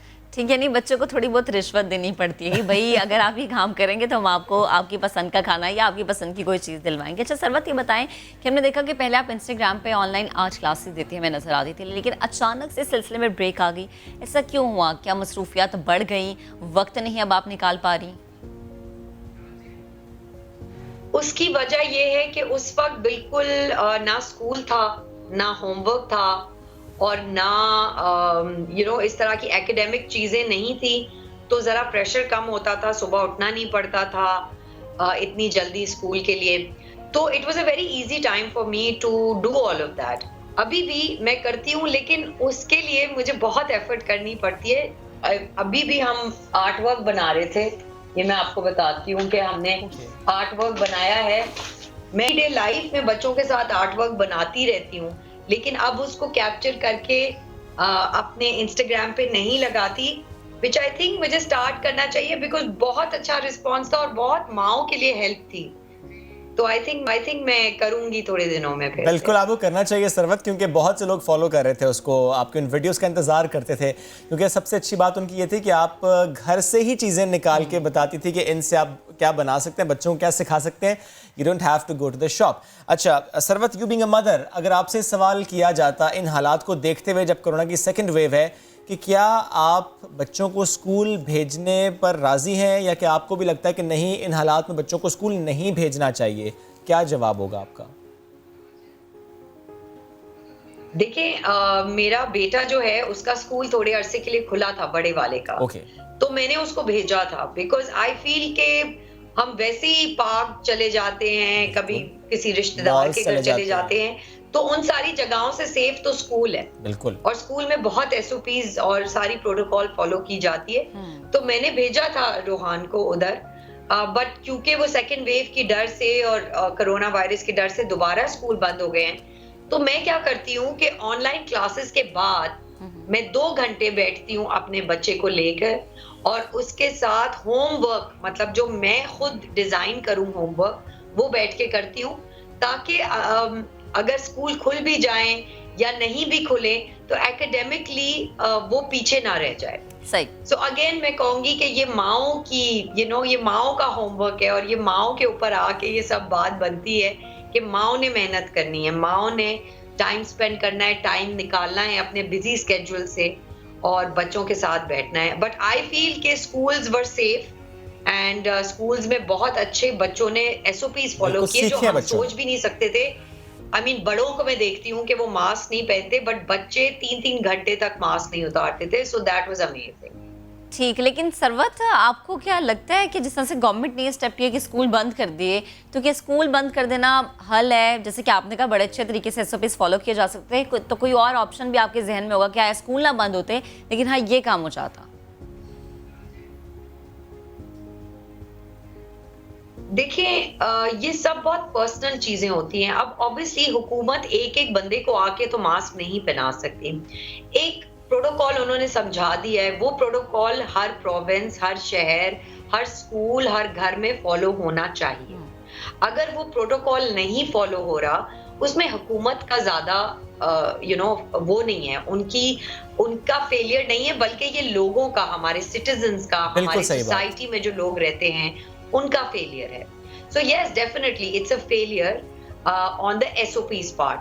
जहां तक तालीमी इदारों की और मयार की बात आती है, देखिए जब ऐसी कोई चीज होती है जहां हर चीज शेकन अप हो जाती है, तो वो आपके ऊपर आता है कि आपने पर्सनल घर में बैठ के कितनी मेहनत करनी है। बिकॉज तालीमी इदारों में हम बैठ के बहुत अच्छी तालीम हमें हासिल हुई और हमें आज भी बच्चों को देखते हैं तो वो बहुत मेहनत से करते हैं। लेकिन जब स्कूल्स बंद हो गए और आपके 4 महीने बाद एग्जाम्स हैं तो उसमें हुकूमत और स्कूल वाले नहीं कर सकते कुछ ज्यादा। आपने खुद मेहनत करके अपने स्टैंडर्ड को मेंटेन करना है। तो आई थिंक जहां तक SOPs की बात है, हर स्कूल, हर यूनिवर्सिटी, हर कॉलेज को खुद ये मैनेज करना चाहिए। तालीमी मयार नीचे नहीं गया है, लेकिन आई थिंक हमारा सीरियसनेस ऑफ द एजुकेशन, उसका आइडिया जो है वो काफी कम है। बिकॉज ऑब्वियसली सब डर गए हैं, हर चीज बहुत अनसर्टन है, एग्जाम्स हो रहे हैं नहीं हो रहे। अगर ये हमारे बचपन में होता तो हम भी इसी तरह मजे करते, लेकिन वो टाइम नहीं है। बट आई वुड से कि लोगों को पर्सनली एफर्ट करना चाहिए, क्योंकि हुकूमत एक एक को आके मास्क नहीं बना सकती। एब्सोल्यूट, हुकूमत या इंतजामिया एक एक को आकर और बार बार नहीं कह सकती कि मास्क पहने, ये हमारी अपनी जिम्मेदारी। जब हम बात करते हैं कि हमारी अपनी जिम्मेदारी है तो मैं ज़रूर थोड़ा सा ऐड करता हूँ, क्योंकि सरवत साथ मौजूद थी, मैं वक्त कम था, वरना मैं ये बात ज़रूर इनसे मज़ीद करता कि हमारे बहुत से शोबस सितारे, ज़ाहिर है लोग उनको फॉलो करते हैं। जब उनकी वेडिंग होती है लोग उनके ड्रेसेस को भी कॉपी करते हैं, और अगर वो पार्टीज़ कर रहे हैं और पार्टीज़ में जा रहे हैं तो यहाँ भी लोग सोचते हैं कि हम पार्टी इस वक्त क्यों नहीं कर सकते। मिनाल खान की तस्वीर पर बहुत तनकीद हो रही है कि पार्टियाँ इस वक्त क्यों हो रही हैं। पार्टियाँ कीजिए, आपकी पर्सनल लाइफ है, बट इस तरह पोस्ट करना पिक्चर्स को, फिर लोग सोचते हैं कि भाई हुक्मरानों से तो सवाल होता है कि वो SOPs को फॉलो नहीं करते, हालांकि आप वो कुछ ना कुछ करें, बट हमारे ये शोबिस सितारे क्यों नहीं कर रहे। अच्छा चलिए ज़्यादा बात नहीं करते, ब्रेक लेते हैं, वापस आते हैं, साथ रहिए।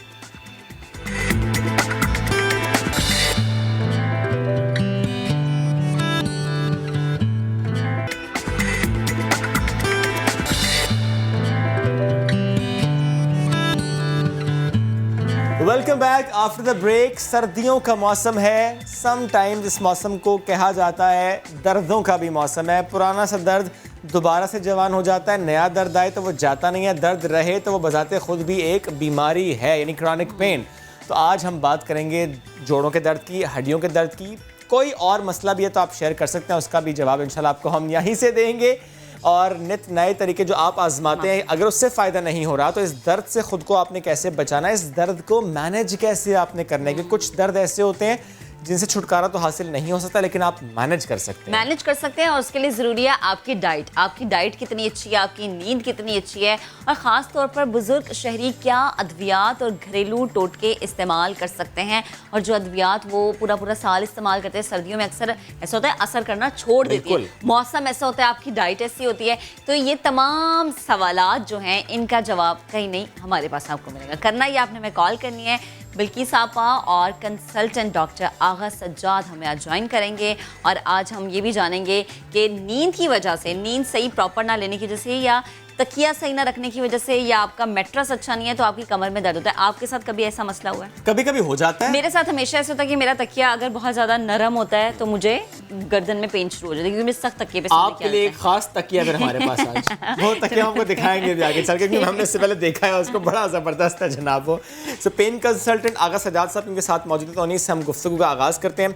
Good morning sir. Good morning, कैसे हैं आप? अल्हम्दुलिल्लाह अल्हम्दुलिल्लाह। सर मुझे ये बताएं कि जब हम बात ये करते हैं कि कोरोना की वजह से भी बहुत सी और बीमारियां हम देखते हैं कि वो हमें नज़र आ रही हैं, और एट द सेम टाइम जब लोग हॉस्पिटल्स नहीं जा रहे होते, और हमारी वो पॉपुलेशन यानी वल्नरेबल पॉपुलेशन की अगर मैं बात करूं, बुजुर्गों की बात करूं जो कि घरों में रहे, जिनको हमने खुद कहा कि आपने घरों से बाहर नहीं निकलना, उनकी वो मोबिलिटी नहीं रही, उनका चलना फिरना नहीं रहा, उनकी एक्सरसाइज नहीं रही, दैट इज़ द रीज़न कि उनको अब दर्द की शिकायत हो रही है। Is it true sir? Very true. मुझे तो लगता है कि आप पेन में बहुत पढ़ लिख के आए हैं माशाल्लाह। आपका पहला स्टेटमेंट, दुनिया में सबसे कॉमन बीमारी डायबिटीज़ नहीं है, हार्ट डिजीज़ नहीं है। 2008 में वर्ल्ड हेल्थ ऑर्गेनाइजेशन की जो स्टडी है global burden of health disease, उसने कहा कि वो बीमारी जो दुनिया में लोगों को माजूर कर देती है सबसे ज़्यादा है, वो कमर का दर्द और अर्कुन निसा है। अगर बीमारी जब होती है जब ये मुस्तकिल हो, यानी आती जाती रहे या वो रहे, कोविड की वजह से, इन एक्टिविटी की वजह से क्लिनिक्स भर गए हैं, दर्दों की वजह से लोगों को डर है, खौफ है कि वो क्लिनिक्स में कैसे जाएं, क्योंकि उनको ये है कि हम लोग हॉस्पिटल जाते हैं या क्लिनिक्स में जाते हैं, वहाँ पेशेंट्स आते हैं, वहाँ ना लग जाए। तो उसके लिए भी 2-3 हिंट्स हैं। एक तो ये है कि काफ़ी लोगों ने ऑनलाइन कंसल्टेशंस शुरू कर दी हैं।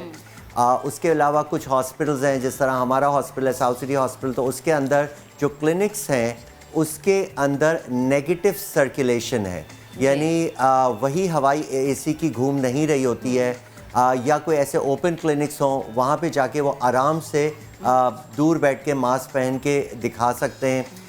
इनएक्टिविटी जो है ये मेजर रीज़न है कमर का दर्द, घुटने का दर्द, जिनको नहीं भी होता है उनको भी हो रहा है। अच्छा डॉक्टर साहब, अक्सर ऐसा हम देखते हैं कि कहा जाता है कि आपकी कमर में दर्द है, टांगों में दर्द है, कहीं और कंधों में दर्द है, तो थेरेपी करा लें। वक्ती तौर पे ये रिलीफ देती है आपको सिर्फ? वक्ती तौर पे भी, और उन लोगों को जिनको कम अरसे का दर्द है, 1 हफ्ता 2 हफ्ता, अगर वो कुछ थेरेपी करा लें और सही फिजियोथेरेपिस्ट क्वालिफाइड से करा लें तो हो सकता है उनका चला भी जाए। अच्छा, फिजियोथेरेपी और एक्टिविटी, हमारी बॉडी जो मसल्स और जॉइंट्स बने वो मूवमेंट के लिए बने। और अगर कोई बाहर नहीं जा सकता, बुजुर्ग हैं ये वो, तो बहुत स्लो बेसिक वॉक जो है वो आप इंटरनेट पे आराम से लगा के घर पे 10 मिनट 15 मिनट वॉक कर सकते हैं। मैं खुद अपने बच्चों को लेके, कभी हम लोग बाहर नहीं जा सकते तो घर के अंदर ही वॉक करें, तो घर के ही अंदर वो खड़े होते हुए ही वहीं पे वॉक करें। ये दवा है उनकी, जबरदस्त और बहुत और इम्पोर्टेंट। जो लोग ये समझते हैं कि अगर आप मोटे हैं तो तभी आप वॉक करें या तभी आप जॉगिंग करें, ऐसा नहीं है। ये आपकी जिंदगी का हिस्सा, इसको बना लें। हमारे साथ कॉलर भी मौजूद है, तूबा हमें कराची से ज्वाइन कर चुके हैं, आसिया भी हमें कराची से ज्वाइन कर चुके हैं। पहले तूबा से बात करते हैं। अस्सलाम वालेकुम तूबा, गुड मॉर्निंग। क्या सवाल करेंगे आप और किससे सवाल करेंगे? वालेकुम अस्सलाम, गुड मॉर्निंग। गुड मॉर्निंग जी, मुझे बिल्किस आपा से क्वेश्चन करना है। प्लीज कीजिए। जी अस्सलाम वालेकुम। वालेकुम अस्सलाम, कैसी हैं आप? अल्हम्दुलिल्लाह ठीक ठाक। वो मुझे आपसे ये क्वेश्चन करना था कि मेरी 2 महीने बाद शादी है ना, तो मैं ना स्कार्फ बांधती हूँ तो मैं कैप लगाती हूँ, और ना मेरा कैप लगाने से जो है ना आधा जो है माथा वाइट और आधा ब्लैक हो गया है, और मेरी स्किन पे जो है ना ब्लैक ब्लैक से डॉट्स भी हो गए। तो आप प्लीज स्किन के लिए कुछ अच्छा सा बता दें और वेट भी थोड़ा लूज हो जाए। अच्छा ठीक है, मैं बता देती हूँ, लेकिन आप सन ब्लॉक नहीं लगाती थी? जी, सन ब्लॉक नहीं लगाती थी स्कार्फ जब लगाती थी? नहीं, सन ब्लॉक नहीं लगाती। ठीक है, मैं बता देती हूँ आपको। अब क्योंकि ये सब हो चुका है तो फिर मैं खड़ी हो जाती हूँ। मैं बैठी इसलिए थी, रिलैक्स थी। अच्छा, आपने क्या करना है, शहद लेना है और केला लेना है, इसको बिल्कुल पेस्ट बना लेना है। वो आप चेहरे पे लगाएं, जो अनइवन टोन है इंशाल्लाह उसमें फ़र्क पड़ेगा। ठीक है। और ओबेसिटी यानी मोटापे के लिए अभी के लिए इत्तेफाक से मैं दूसरी चीज़ों के लिए लाई थी, लेकिन राई दाना यहाँ रखा हुआ है। आपने सिर्फ ये करना है कि सरसों के बीज हैं, इसको पीस कर पाउडर बना लें, 1/4 टीस्पून सुबह खाली पेट ले लें, उससे बहुत फ़र्क पड़ेगा इंशाल्लाह। एक और कॉलर भी हमारे साथ, आसिया। आसिया गुड मॉर्निंग, किनसे सवाल करना चाहेंगी? मुझे डॉक्टर साहब से ये पूछना था कि मुझे फाइब्रोमाइल्जिया है। अब जैसे ही विंटर सीजन स्टार्ट हुआ है तो ये पेन पूरी बॉडी में जो होते हैं ये बहुत बढ़ गए हैं, तो प्लीज़ मुझे इसके लिए कोई एहतियात या कोई ऐसी चीज़ सजेस्ट करें। जी बहुत शुक्रिया Asiya, thank you very much for your call. एक तो ये है कि लोग एक्सेस नहीं कर पाते हैं, तो अगर आप फेसबुक पेज पे जाके डॉक्टर आगा सज्जाद में हम लोग को इनबॉक्स कर देंगी, तो हम लोग मैं जो है आज फ्री 5 कंसल्टेशंस वगैरह अगर आपको आके दिखाना हो तो आप फेसबुक पे जाके मेरे नाम से इनबॉक्स कर दें, तो मैं आपको इंशाल्लाह स्केड्यूल करके देख लूँगा, तो उसमें आपको डिटेल में बता दूँगा। फाइब्रोमाइल्जिया में ये है कि पेन फ्री एक्सरसाइजेस, तो पेन फ्री होने के लिए सेफ़ पेन मेडिसिन्स या कभी कभी सेफ़ इंजेक्शन वगैरह मसल में लगवा के आपको पेन फ्री करते हैं। और जब आप पेन फ्री हो जाते हो 1 हफ्ते 2 हफ्ते के लिए, तो उस ज़माने में एक्सरसाइजेस स्ट्रेचिंग कराते हैं, स्ट्रेंथनिंग नहीं कराते हैं। और अभी हम लोग शोए वगैरह, पिलो वगैरह पे और मैट्रेस वगैरह पे भी बात करेंगे, उससे भी बहुत फ़र्क पड़ता है। आपका मैट्रेस कैसा है, पिलो कैसा है, आपकी एक्टिविटी कैसी है। तो ये जो बेसिक चीज़ें हैं, अगर क्योंकि इस वक्त पेन जो है वो मुझे तो लगता है 80% पॉपुलेशन को हुआ है कोरोना में बंद होने की वजह। It's very common. हर मेरे कुछ जाने वाले दोस्त वगैरह रिश्तेदार इसलिए कांटेक्ट नहीं कर रहे हैं कि उनको कोरोना का कोई खुदा न खासा मसला है, बहुत है, मगर ज़्यादा जो फ़ोन कॉलें आ रही हैं वो ये हाथ में दर्द हो गया, शोल्डर में दर्द हो गया, घुटने में दर्द हो गया, कमर में दर्द हो गया, it's like so much, it's overwhelming. और सर्दियों में तो ये चीज़ आम हो जाती है ना, और हम इसे कहते हैं कि नॉर्मल है यार, सर्दियों में हो जाता है, लेकिन इसको आप हल्का ना लें। एक और कॉलर हमारे साथ मौजूद है, नियाज कराची से। अस्सलाम वालेकुम, गुड मॉर्निंग, क्या सवाल है आपका और किससे? वालेकुम सलाम जी, मेरा सवाल ये है डॉक्टर साहब से कि मेरी वाइफ को तकरीबन 10 साल से मसला है जोड़ों का, तो उनका जो है अभी जो जैसे सर्दियां शुरू होती हैं तो दर्द बढ़ना शुरू हो जाता है। अभी हाथ की उंगलियां सूज जाती हैं, तो घुटनों में भी बहुत ज़्यादा दर्द रहता है, और ये ऊपर कंधों के जो जोड़ है ना, तो इसमें भी बहुत ज़्यादा तकलीफ है। अगेन न्याज, थैंक यू आपकी कॉल का। इसके लिए भी आजकल कुछ ऐसी अद्वियात हैं। देखिए, अगर किसी को ब्लड प्रेशर होता है वो सारी उम्र ब्लड प्रेशर की दवाई खाता है। अगर किसी को शुगर होती है तो वो सारी उम्र इंसुलिन के इंजेक्शन लगाता है। तो कुछ दर्द ऐसे होते हैं जो 10 साल के होते हैं, ये वो जिनके लिए आपको कुछ लंबे अरसे 6 महीना साल ऐसी अद्वियात का इस्तेमाल करना पड़ता है जिनके प्रीटी मच कोई साइड इफ़ेक्ट्स नहीं है। आम पेन किलर्स की बात नहीं कर रहा हूँ, ये ऐसी अद्वियात आजकल निकाली गई हैं क्योंकि दर्द सबसे कॉमन बीमारी है। तो आजकल ऐसी अद्वियात निकाली है, जिस तरह से आप ब्लड प्रेशर की रोज़ गोली खाते हो, इस तरह से आप दर्द की रोज़ गोली खाते हो। अगेन ये गोली खाई जा रही है ताकि आपका दर्द कम हो और आप वर्जिश कर सके। यानी वर्जिश को मैं किस तरह से इम्पोर्टेंट बोलूँ इन लोगों को समझ नहीं आ। बहुत ज़रूरी है, जैसे पानी ज़रूरी है ऐसे वर्जिश बहुत ज़्यादा ज़रूरी है। डॉक्टर साहब, हमने आपकी ज़ुबान में ना बयान कर दिया। डॉक्टर साहब, मैं आऊँगा इस पिलो की तरफ भी, प्लीज़ बताइएगा कि ये पिलो बड़ा ही ज़बरदस्त है कराए हैं, सर्वाइकल पेन के लिए ही है या this is for general use के आप इसे करें तो दर्द नहीं? एक तो ये बहुत नरम है, बहुत स्क्विशी है। हालांकि इस पे लिखा है this is not a toy, but trust me this looks like a stuffed toy. आपको ये एक्चुअली ये मेमोरी फोम का बना हुआ है। ओके। तो मेमोरी फोम में ये होता है कि it's use in space shuttle, बड़ी फैंसी किस्म की फोम होती है। इसके अंदर डिफरेंट क्वालिटीज़ आती हैं। हमारी गर्दन सी शेप्ड है, सीधी नहीं है। तो अगर हम लोग एक तकिया रखें, नहीं तकिया रखें, 4 तकिए रखें, गर्दन का दर्द तकिया रखना या ना रखने से नहीं जाएगा। अच्छा। बेहतर ये होता है कि एक छोटा सा कर्व रख दिया जाए। इसके अंदर एक जगह छोटा कर्व है और एक जगह बड़ा कर्व है। आपको जो ज़्यादा कंफर्टेबल लगे वो आप अपनी गर्दन में फंसा लें और आपका सर यूँ पीछे सॉफ्ट पे चले जाएगा, और जब आप साइड पे टर्न करेंगे तो वो आपकी गर्दन को सपोर्ट करेगा। वाओ। अच्छा। तो अच्छा, और ये क्योंकि सॉफ्ट फोम है इसलिए आपके सर का शेप ले लेगा। तो आपको जितना कंफर्ट में, जितना आपको कंफर्टेबल लगे उतना आप ये ले लें। अगेन जो हम लोग नंबर चला रहे हैं मेरा, उस पर अगर आप कॉल करें तो हम आपको डिस्ट्रीब्यूटर का डायरेक्ट नंबर भी दे सकते हैं, क्योंकि ये थोड़ा एक्सपेंसिव है तो डिस्ट्रीब्यूटर आपको डिस्काउंट प्राइस में ये आपको दे देंगे। अच्छा डॉक्टर साहब, सॉरी मैं आपकी बात काट रही हूँ, कुछ लोग होते हैं जो सख्त तकिए पे सोते हैं, सख्त तकिए के बगैर उन्हें नींद नहीं आती, ये ज़्यादा नुकसानदेह होता है? सख्त तकिया या नरम तकिया, तकिया से फर्क नहीं पड़ता। गर्दन के नीचे रोल हो और आपका गर्दन थोड़ी पीछे जाए, सी शेप रहे, सी शेप रहे, यानी गर्दन में सरिया ना हो। गर्दन में सरिया ना। और अगर सख्त तकिया भी पीछे है तो मसला नहीं है, किसी को पसंद होता है, लेकिन गर्दन का बहुत इंपॉर्टेंट है। और गर्दन की स्पैज़म की वजह से हेडेक्स वगैरह भी बहुत हो जाते हैं। तो इसलिए बहुत ज़रूरी है कि वो अपना गर्दन के शेप पे ज़्यादा फोकस करें। अच्छा डॉक्टर साहब, और बच्चों को ये दे दें, वो बहुत सॉफ्ट है। It's memory foam. अगर आपको बाजार में भी कहीं मेमोरी फोम का सर्वाइकल पिलो या गर्दन का तकिया मिलता है तो आप बेशक खरीद सकते हैं, कोई मसला नहीं है। अच्छा डॉक्टर साहब, एक और चीज़, अक्सर लोग जब गर्दन में आपकी दर्द होता है वही दर्द आपके कंधों में भी आता है? एग्जैक्टली, आ सकता है। और कभी कभी हमारा जो गर्दन है, आप देखें ये साइड से रगें निकल रही हैं। बिल्कुल ठीक है, और ये साइड से रगें निकल के जी इधर आती हैं, शोल्डर में साइड से रगें निकल के हाथों तक आती हैं। अच्छा। गर्दन का और दिमाग का और हाथ का कनेक्शन गर्दन से है। तो अगर आप कुदरत की बनाई हुई चीज़ को, सी शेप को आपके पट्टे जकड़ेंगे और वो सीधा हो जाएगा, तो आपकी रग पे प्रेशर पड़ेगा, आपकी ब्रेन सर्कुलेशन मुतासर हो सकती है, चक्कर आ सकते हैं। तो इसलिए थोड़ी सी नेक की अगेन एक्सरसाइज, स्ट्रेचिंग वगैरह दिन में करें।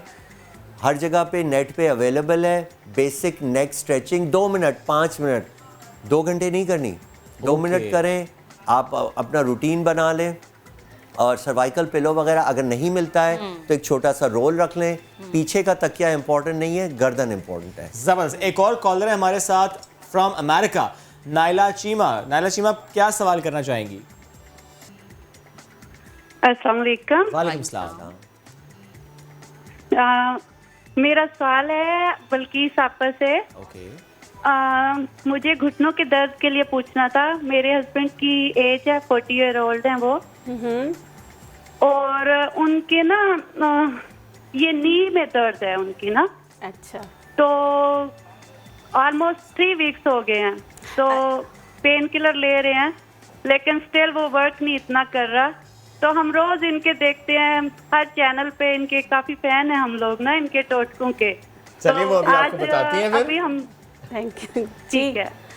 अच्छा नाइला, वैसे मैंने अपने YouTube चैनल पे ना नी रिप्लेसमेंट के लिए भी चीज़ें डाली हुई हैं कि अगर आप नी रिप्लेसमेंट नहीं कराते तो मेरे कुछ उसमें टिप्स हैं, रेमेडीज़ हैं, वो आप कर सकती हैं। अब ये नहीं मुझे पता कि आपके हस्बैंड का वेट कितना है, क्योंकि वेट इसमें ज़्यादा इम्पॉर्टेंट होता है कि अगर ज़्यादा वेट होगा तो घुटनों में ज़्यादा प्रेशर पड़ेगा, और क्या घुटनों में सूजन है या नहीं है, ये भी एक है कि सॉइलिंग नहीं होनी चाहिए। मैं आपको एक टिप बता देती हूँ, आपने क्या करना है। आपने कहा टिप बताएं, तो एक रेमेडी ये कि 2 चम्मच जौ ले लेने हैं, उसको आपने 1 गिलास पानी में 18 घंटे के लिए भिगो देना है। जब 18 आवर्स हो जाए तो आपने क्या करना है, वो पानी पी लेना है, और वो जो जौ है उसको आप पकाकर इस्तेमाल कर सकते हैं। अच्छा डॉक्टर साहब, सॉरी टू इंटरप्ट, इनके हस्बैंड का वेट 170 पाउंड्स है। 170 पाउंड्स मीन्स के बहुत ज़्यादा है ना, पाउंड्स और केजी यानी कि 2 पाउंड्स 1 केजी, 2.2 यानी कि 170 मीन्स के उसको आधा कर दो, कितना हुआ तकरीबन डॉक्टर साहब? 85 बहुत ज़्यादा है। अब हाइट का नहीं पता कि कितना है। खैर बहरहाल 85 भी बहुत ज़्यादा है, 85 केजी बहुत ज़्यादा है, इसको कम करना है। जैसे मैंने कहा था, अगर बॉडी में बहुत ज़्यादा इन्फ्लेमेशन हो जाती है ना, इन्फ्लेम्ड बॉडी हो जाती है, उसके लिए एक बूटी है जो अमेरिका में भी मिलती है, वो है चराइता। चराइता आपने बहुत कड़वा होता है, अगर हाइपोग्लिसरीमिया यानी कि आपका शुगर डाउन होता है तो आप नहीं ले सकते। बाज़ लोगों को ये बीमारी होती है कि उनका शुगर बहुत ज़्यादा कम हो जाता है, उनको स्वीट्स रखने पड़ते हैं। इस सूरत में ये बूटी आपके लिए नहीं है। अदरवाइज़ हर बीमारी को ये ख़त्म करने के लिए आपके लिए बहुत अच्छा है। आपने करना क्या है, आपने चराइता सिर्फ मैं यहाँ बता दूँ, इस तरह तोड़ के, इतना सा तोड़ के आप मिट्टी की प्याली में रखें, उस पर खौलता गर्म पानी डाल दें, सुबह खाली पेट सिप पी लें, फिर दोबारा इसमें पानी डालें, दोपहर को पिएं, फिर दोबारा पानी डालें, रात को खानों के साथ लें। सिर्फ 15 दिन करना है, बॉडी की इन्फ्लेमेशन को ख़त्म करने में आपकी मदद करेगी। दूसरा, आसानी से वहाँ आपको मिल जाएगा भिंडी के बीज। भिंडी मिल जाती है, भिंडी को आपने चीरना है 2 हिस्सों में, उसको पानी में भिगो देना है। उसकी जो लेस है वो आप चाहें तो शुगर डाल सकते हैं, ना डालें तो बेहतर है। वो दिन में 1 बार कभी भी खाली पेट पी लीजिए, इंशाल्लाह फ़र्क पड़ेगा। ज़बरदस्त। एक और कॉलर है Mrs Mughal Azam from Lahore. हम सबकी फेवरेट है, नया दिन की फेवरेट है आप, Mrs Mughal Azam. Good morning. Good morning. और आप सबका क्या हाल चाल है? ठीक ठाक? अल्हम्दुलिल्लाह। आप सुनाए कैसा है लाहौर? हाँ, लाहौर बहुत अच्छा है, और आप लोग भी बहुत अच्छे हैं। लाहौर वाले आपको देख रहे हैं, नहीं कि आप लोग अच्छे हैं तो हम लोग देख रहे हैं ना आपको। क्या बात। और सबसे पहले तो मैं तारीफ करूंगी शो की, और उसके बाद बिल्किस साहबा की मेहंदी की तारीफ करूंगी। अरे क्या कमाल मेहंदी लगाई हुई है। बिल्किस साहबा ने हाथ छुपा लिए। लेकिन ये इसका मतलब बिल्किस साहबा ना किसी मेहंदी से होके आई है, शादी से इसका भी टोटका बता दें। गाढ़ा रंग चढ़ने का, ये तो कहते हैं कि कोई ना कोई या हस्बैंड प्यार करे या सास प्यार करती है तो उसको बहुत गहरा कलर आता है। इसका भी कोई टोटका बताएं कि गहरा कलर आ जाना चाहिए, ताकि पता चले कि हस्बैंड भी बहुत प्यार करता है, सास भी बहुत प्यार करती है। क्या करते हैं वैसे? अक्सर लोग ये होता है, मेहंदी जब सूख जाती है हाथों पे ऑयल लगा लेते हैं, चीनी का पानी लगा लेते हैं, जो है ना तवे पे रख के हाथ सेक लेते हैं, तो उससे होता है। लेकिन उससे सास ज़्यादा प्यार करती है। आपने क्या करना है, लगाने से पहले एक वेपर अप आता है जिसका नाम मैं नहीं ले सकती, जिससे हम सूंघते हैं, वो पहले आप हाथों पे अच्छी तरह लगा लें, उसके ऊपर जो है ना आप मेहंदी लगा लें तो उससे कलर अच्छा आता है। जबरदस्त। अच्छा डॉक्टर साहब मुझे ये प्लीज़, जी आप प्लीज़ बताइए पहले। मैंने ना डॉक्टर साहब से भी बात करनी जी है, जी उनसे डॉक्टर भी से बात भी बात करनी है। कीजिए प्लीज। अच्छा, मैंने ये डॉक्टर साहब से पूछना है कि हम लोग अक्सर मोरों का मसला हमें होता है, बड़ी अच्छी बातें कर रहे थे, मैं सुन रही थी। मुझे ये एक्चुअली है कि जो हम मैट्रेस खरीदते हैं वो कितने इंच का होना चाहिए, और दूसरा कैसा होना चाहिए। एक मेडिकेटेड होता है, बहुत हार्ड होता है कि उस पर सो तो वैसे ही कमर दर्द हो जाती है। तो प्लीज इसका ना जरा अच्छी तरीके से मैं बता दें कि इतने इंच का होना चाहिए। जिनको कमर की प्रॉब्लम है सोने में बहुत मुश्किल होती है, पड़के खींच जाते हैं, सुबह रिलैक्स नहीं होते। Thank you very much. आप काफ़ी फेमस लगती हैं शो पे माशाल्लाह मिसेस मुग़ल आज़म। अगेन हमारी जो गर्दन है वो इस तरह की सी शेप है, जो मिड बैक है वो ऑपोजिट सी शेप है, और कमर फिर इस तरह की सी शेप है। हार्ड सरफेस पे सोना मना है, वेरी सॉफ्ट सरफेस पे सोना मना है। सख्त चीज़ पे सोएंगे तो हमारा जो सी शेप्ड है वो प्रेशर में आ जाएगा, न नरम न सख्त, फर्म वर्ड यूज़ होता है, न सख्त न नरम। फोम के जो 6 इंच के आम मैट्रेस मिलते हैं दे आर द बेस्ट। कोई बहुत महंगे ख़रीदने की ज़रूरत नहीं है। स्प्रिंग का मैं इतना सपोर्ट नहीं करता क्योंकि वो इतना अच्छा शेप नहीं लेता है। एक चीज़ जो इम्पॉर्टेंट है वो ये है कि आप मैट्रेस को हर महीने फ्लिप किया करें। लोग वो करना भूल जाते हैं। तो वो फ्लिप करने से वो एक जगह खड्डा नहीं पड़ जाता है, वरना फिर कमर में दर्द शुरू हो जाता है। और इन एक्टिविटी अगेन थोड़ी बहुत अगर इंसान एक्टिविटी, अब तो शायर ने इन एक्टिविटी के लिए शेर भी कह दिया है। वो क्या है? वो ये है कि अगर आप इन एक्टिविटी नहीं करते और आपको दर्द हो जाता है तो कहता है क्यों उदास फिरते हो सर्दियों की शामों में। इस तरह तो होता है इस तरह के कामों में। क्या बात है। अच्छा डॉक्टर साहब मुझे अब ये बात बताइएगा कि जब पेन की जब हम बात करते हैं, कोई इंजरी हो जाए, कोई दब लग जाए, कोई भारी चीज़ गिर जाए और आपको ये समझ ना आ रहा हो कि ये अभी हड्डी का मसला है या कि पेन का मसला है, पेन रप्चर है या क्या है, ये कोई मसल आपका पुल हो गया है, कुछ भी हो सकता है, ये कैसे मालूम होता है विदाउट गोइंग टू हॉस्पिटल? देखिए सबसे बड़ी बात ये है कि कोई भी बीमारी हो और अगर आपको दर्द है, आपने उसका इलाज 1-2 हफ्ते पैराडोल खा ली या आपने एक्सरसाइज कर ली, फिजियोथेरेपी करा ली, अब वो नहीं जा रहा। ओके। दर्द का मुस्तकिल रहना एक बीमारी है, चाहे वो आता जाता रहे, चाहे वो कंटिन्यूअस रहे। और अगर आप किसी बीमारी को खुद से या बग़ैर तशख़ीस के कि ये पट्टे का मसला है, जोड़ का मसला है, रग का मसला है, डिस्क का मसला है, किस चीज़ का मसला है, खुद से ट्रीट करने की कोशिश की तशख़ीस के बग़ैर, बेशक आप उसका इलाज अपनी मर्जी से कराओ, मगर डायग्नोज करना बहुत ज़रूरी है कि वो है क्या। तो इसके लिए रिकमेंडेशन यही है कि वो किसी जैसे पॉसिबल हो किसी डॉक्टर को दिखाएं और उससे तशख़ीस करा दें कर लें कि क्या मसला है। हमारे पास 25-25 साल पुराने बैक पेन के पेशेंट्स हैं। अगर वो शुरू में, आपको पता है रिसर्च ने शो किया है कि अगर आप दर्द का इलाज विदिन 6 मंथ करा लेते हो तो चांसेस ये हैं कि वो क्योर हो गया है, रिलैप्स नहीं होगा। हाँ, वो वापस नहीं आएगा। और यहाँ तक कि आजकल वो 14 साल के जो दर्द शकीका माइग्रेन का बच्चे होते हैं, उनका 14 साल में वो विदिन 3 मंथ्स इलाज करने की कोशिश करते हैं ताकि वो 10 साल तक माइग्रेन ना चले। और यही दुरुस्त तरीका भी है कि तशख़ीस हो वक्त पर और इलाज हो वक्त पर। जी बिल्कुल। जबरदस्त। एक और कॉलर है Salman from Karachi. Salman good morning, किनसे सवाल करना चाहेंगे? कॉल डिस्कनेक्ट हो गया डॉक्टर साहब, मैं ही आपसे एक सवाल कर लेता हूँ। ये तो हमने बात की ज़ाहिर कि तशख़ीस बहुत ज़रूरी है, इसके साथ साथ मुझे बताएं कि आपने भी थोड़ी देर एक टर्म यूज़ की सेफ़ पेन किलर। तो ये सेफ़ पेन किलर क्या है? फॉर एग्जांपल ऐसे लोग जिनको दर्द रहती है और उनको उसके साथ ही जीना है, मैनेज करना है उस दर्द को, काम पर जाना है, दवा खा के जाना है, ऐसी सेफ़ मेडिसिन कौन सी है जो नॉर्मली लोग खा सकते हैं? सेफ़ पेन किलर्स यही होती है कि उसकी डोजेज वगैरह डॉक्टर आपको डिटरमिन करके बताता है। इसके नामों में प्रीगाबालिन, गाबापेंटिन और भी बहुत सारी दवाएं आती हैं। और उसके बाद जो ओपियोइड्स कैटेगरी है, जिनको हम जिनसे लोग जो हैं वो घबराते हैं थोड़ा सा, जो मॉर्फिन कैटेगरी में आती हैं, जो हैबिट फॉर्मिंग हो सकती है, वो भी सेफ़ पेन किलर्स 1-2 हफ्ते के लिए डॉक्टर के प्रिस्क्रिप्शन से ली जा सकती हैं। लोग हैबिट फॉर्म 1 हफ्ते में उनकी अक्सर की हैबिट फॉर्मिंग नहीं होती है। तो वो यही है कि आपका पेन देख के, क्योंकि अगर आपने समझे प्रीगाबालिन की बहुत हाई डोज ले ली तो आप दिन रात सोते रहेंगे, तो डॉक्टर पूरी हिस्ट्री लेके डॉक्टर ये डिटरमिन करेगा कौन सी मेडिसिन आपने। डॉक्टर साहब कतकलामी की माज़द खबर भी आ रही है, नाज़रीन से शेयर कर लेते हैं। सुप्रीम कोर्ट से खबर है, मुरीद के की बच्ची जिसको कत्ल किया गया था, उस केस के मुल्जिमान की सजाए मौत का फैसला बरकरार रखा गया है। अदालत ने मुल्जिम शबान की अपील खारिज कर दी। इसी पर बात करेंगे। जुल्करनैन इकबाल ने हमें ज्वाइन किया। जुल्करनैन, तफसील दीजिएगा। शेब, ये 2003 का वाक़या है मुरीदके में, जहाँ पर एक 3.5 साल बच्ची को एक जूते बनाने वाली फैक्ट्री में 2 अफराद ने इज्तिमाई ज़्यादती के बाद कत्ल कर दिया था।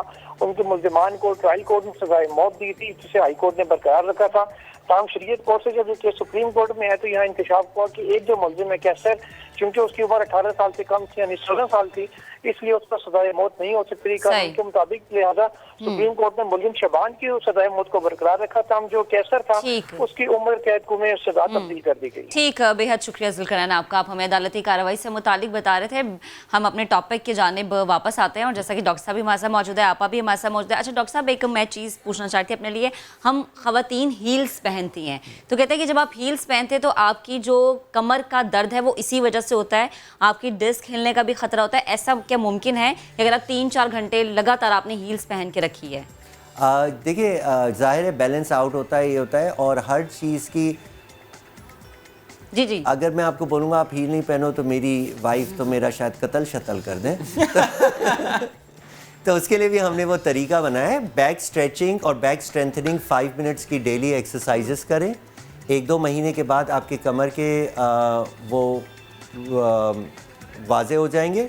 दूसरा, किसी भी चैनल पे या किसी भी प्रोफेशनल फिजियोथेरेपिस्ट वगैरह से गेट ट्रेनिंग विद हील होती है। आपका बैलेंस सही रहना चाहिए। सही, हर चीज़ की ट्रेनिंग होती है। स्पोर्ट्स में लोग कैसी चीज़ें, इवन गाड़ी का बैलेंस आउट हो तो गाड़ी नहीं चलती, तो इंसानों का बैलेंस रहना भी बहुत ज़रूरी है। अगर वो लें तो इंशाल्लाह आप काफ़ी अरसे के लिए लंबी। लेकिन हाँ, ये भी कंट्रीब्यूटरी फैक्टर होता है। अगर लोगों की कमर के पट्टे कमज़ोर हैं, ये वो डिस्क हर्निएट कर सकती है, कुछ हो सकता है। तो अगर आप उस चीज़ को प्रिपेयर कर लें तो इंशाल्लाह ऐसा नहीं होगा। बहुत हो जाएगा। Thank you so very much. Doctor साहब साथ मौजूद है, डॉक्टर बिल्की साहब का भी शुक्रिया। It was having great discussion. चलिए जी, आपसे इजाज़त लेने का वक्त हो गया। अच्छा ये कैमरे चलिए, आपसे मुलाकात करेंगे कल। अपना बहुत सा ख्याल रखिए। बाहर जाइए तो मास्क लगाकर लाजमी जाइए, नहीं जाना ज़रूरी तो ना जाइए, घर में रहें। अल्लाह हाफ़िज़।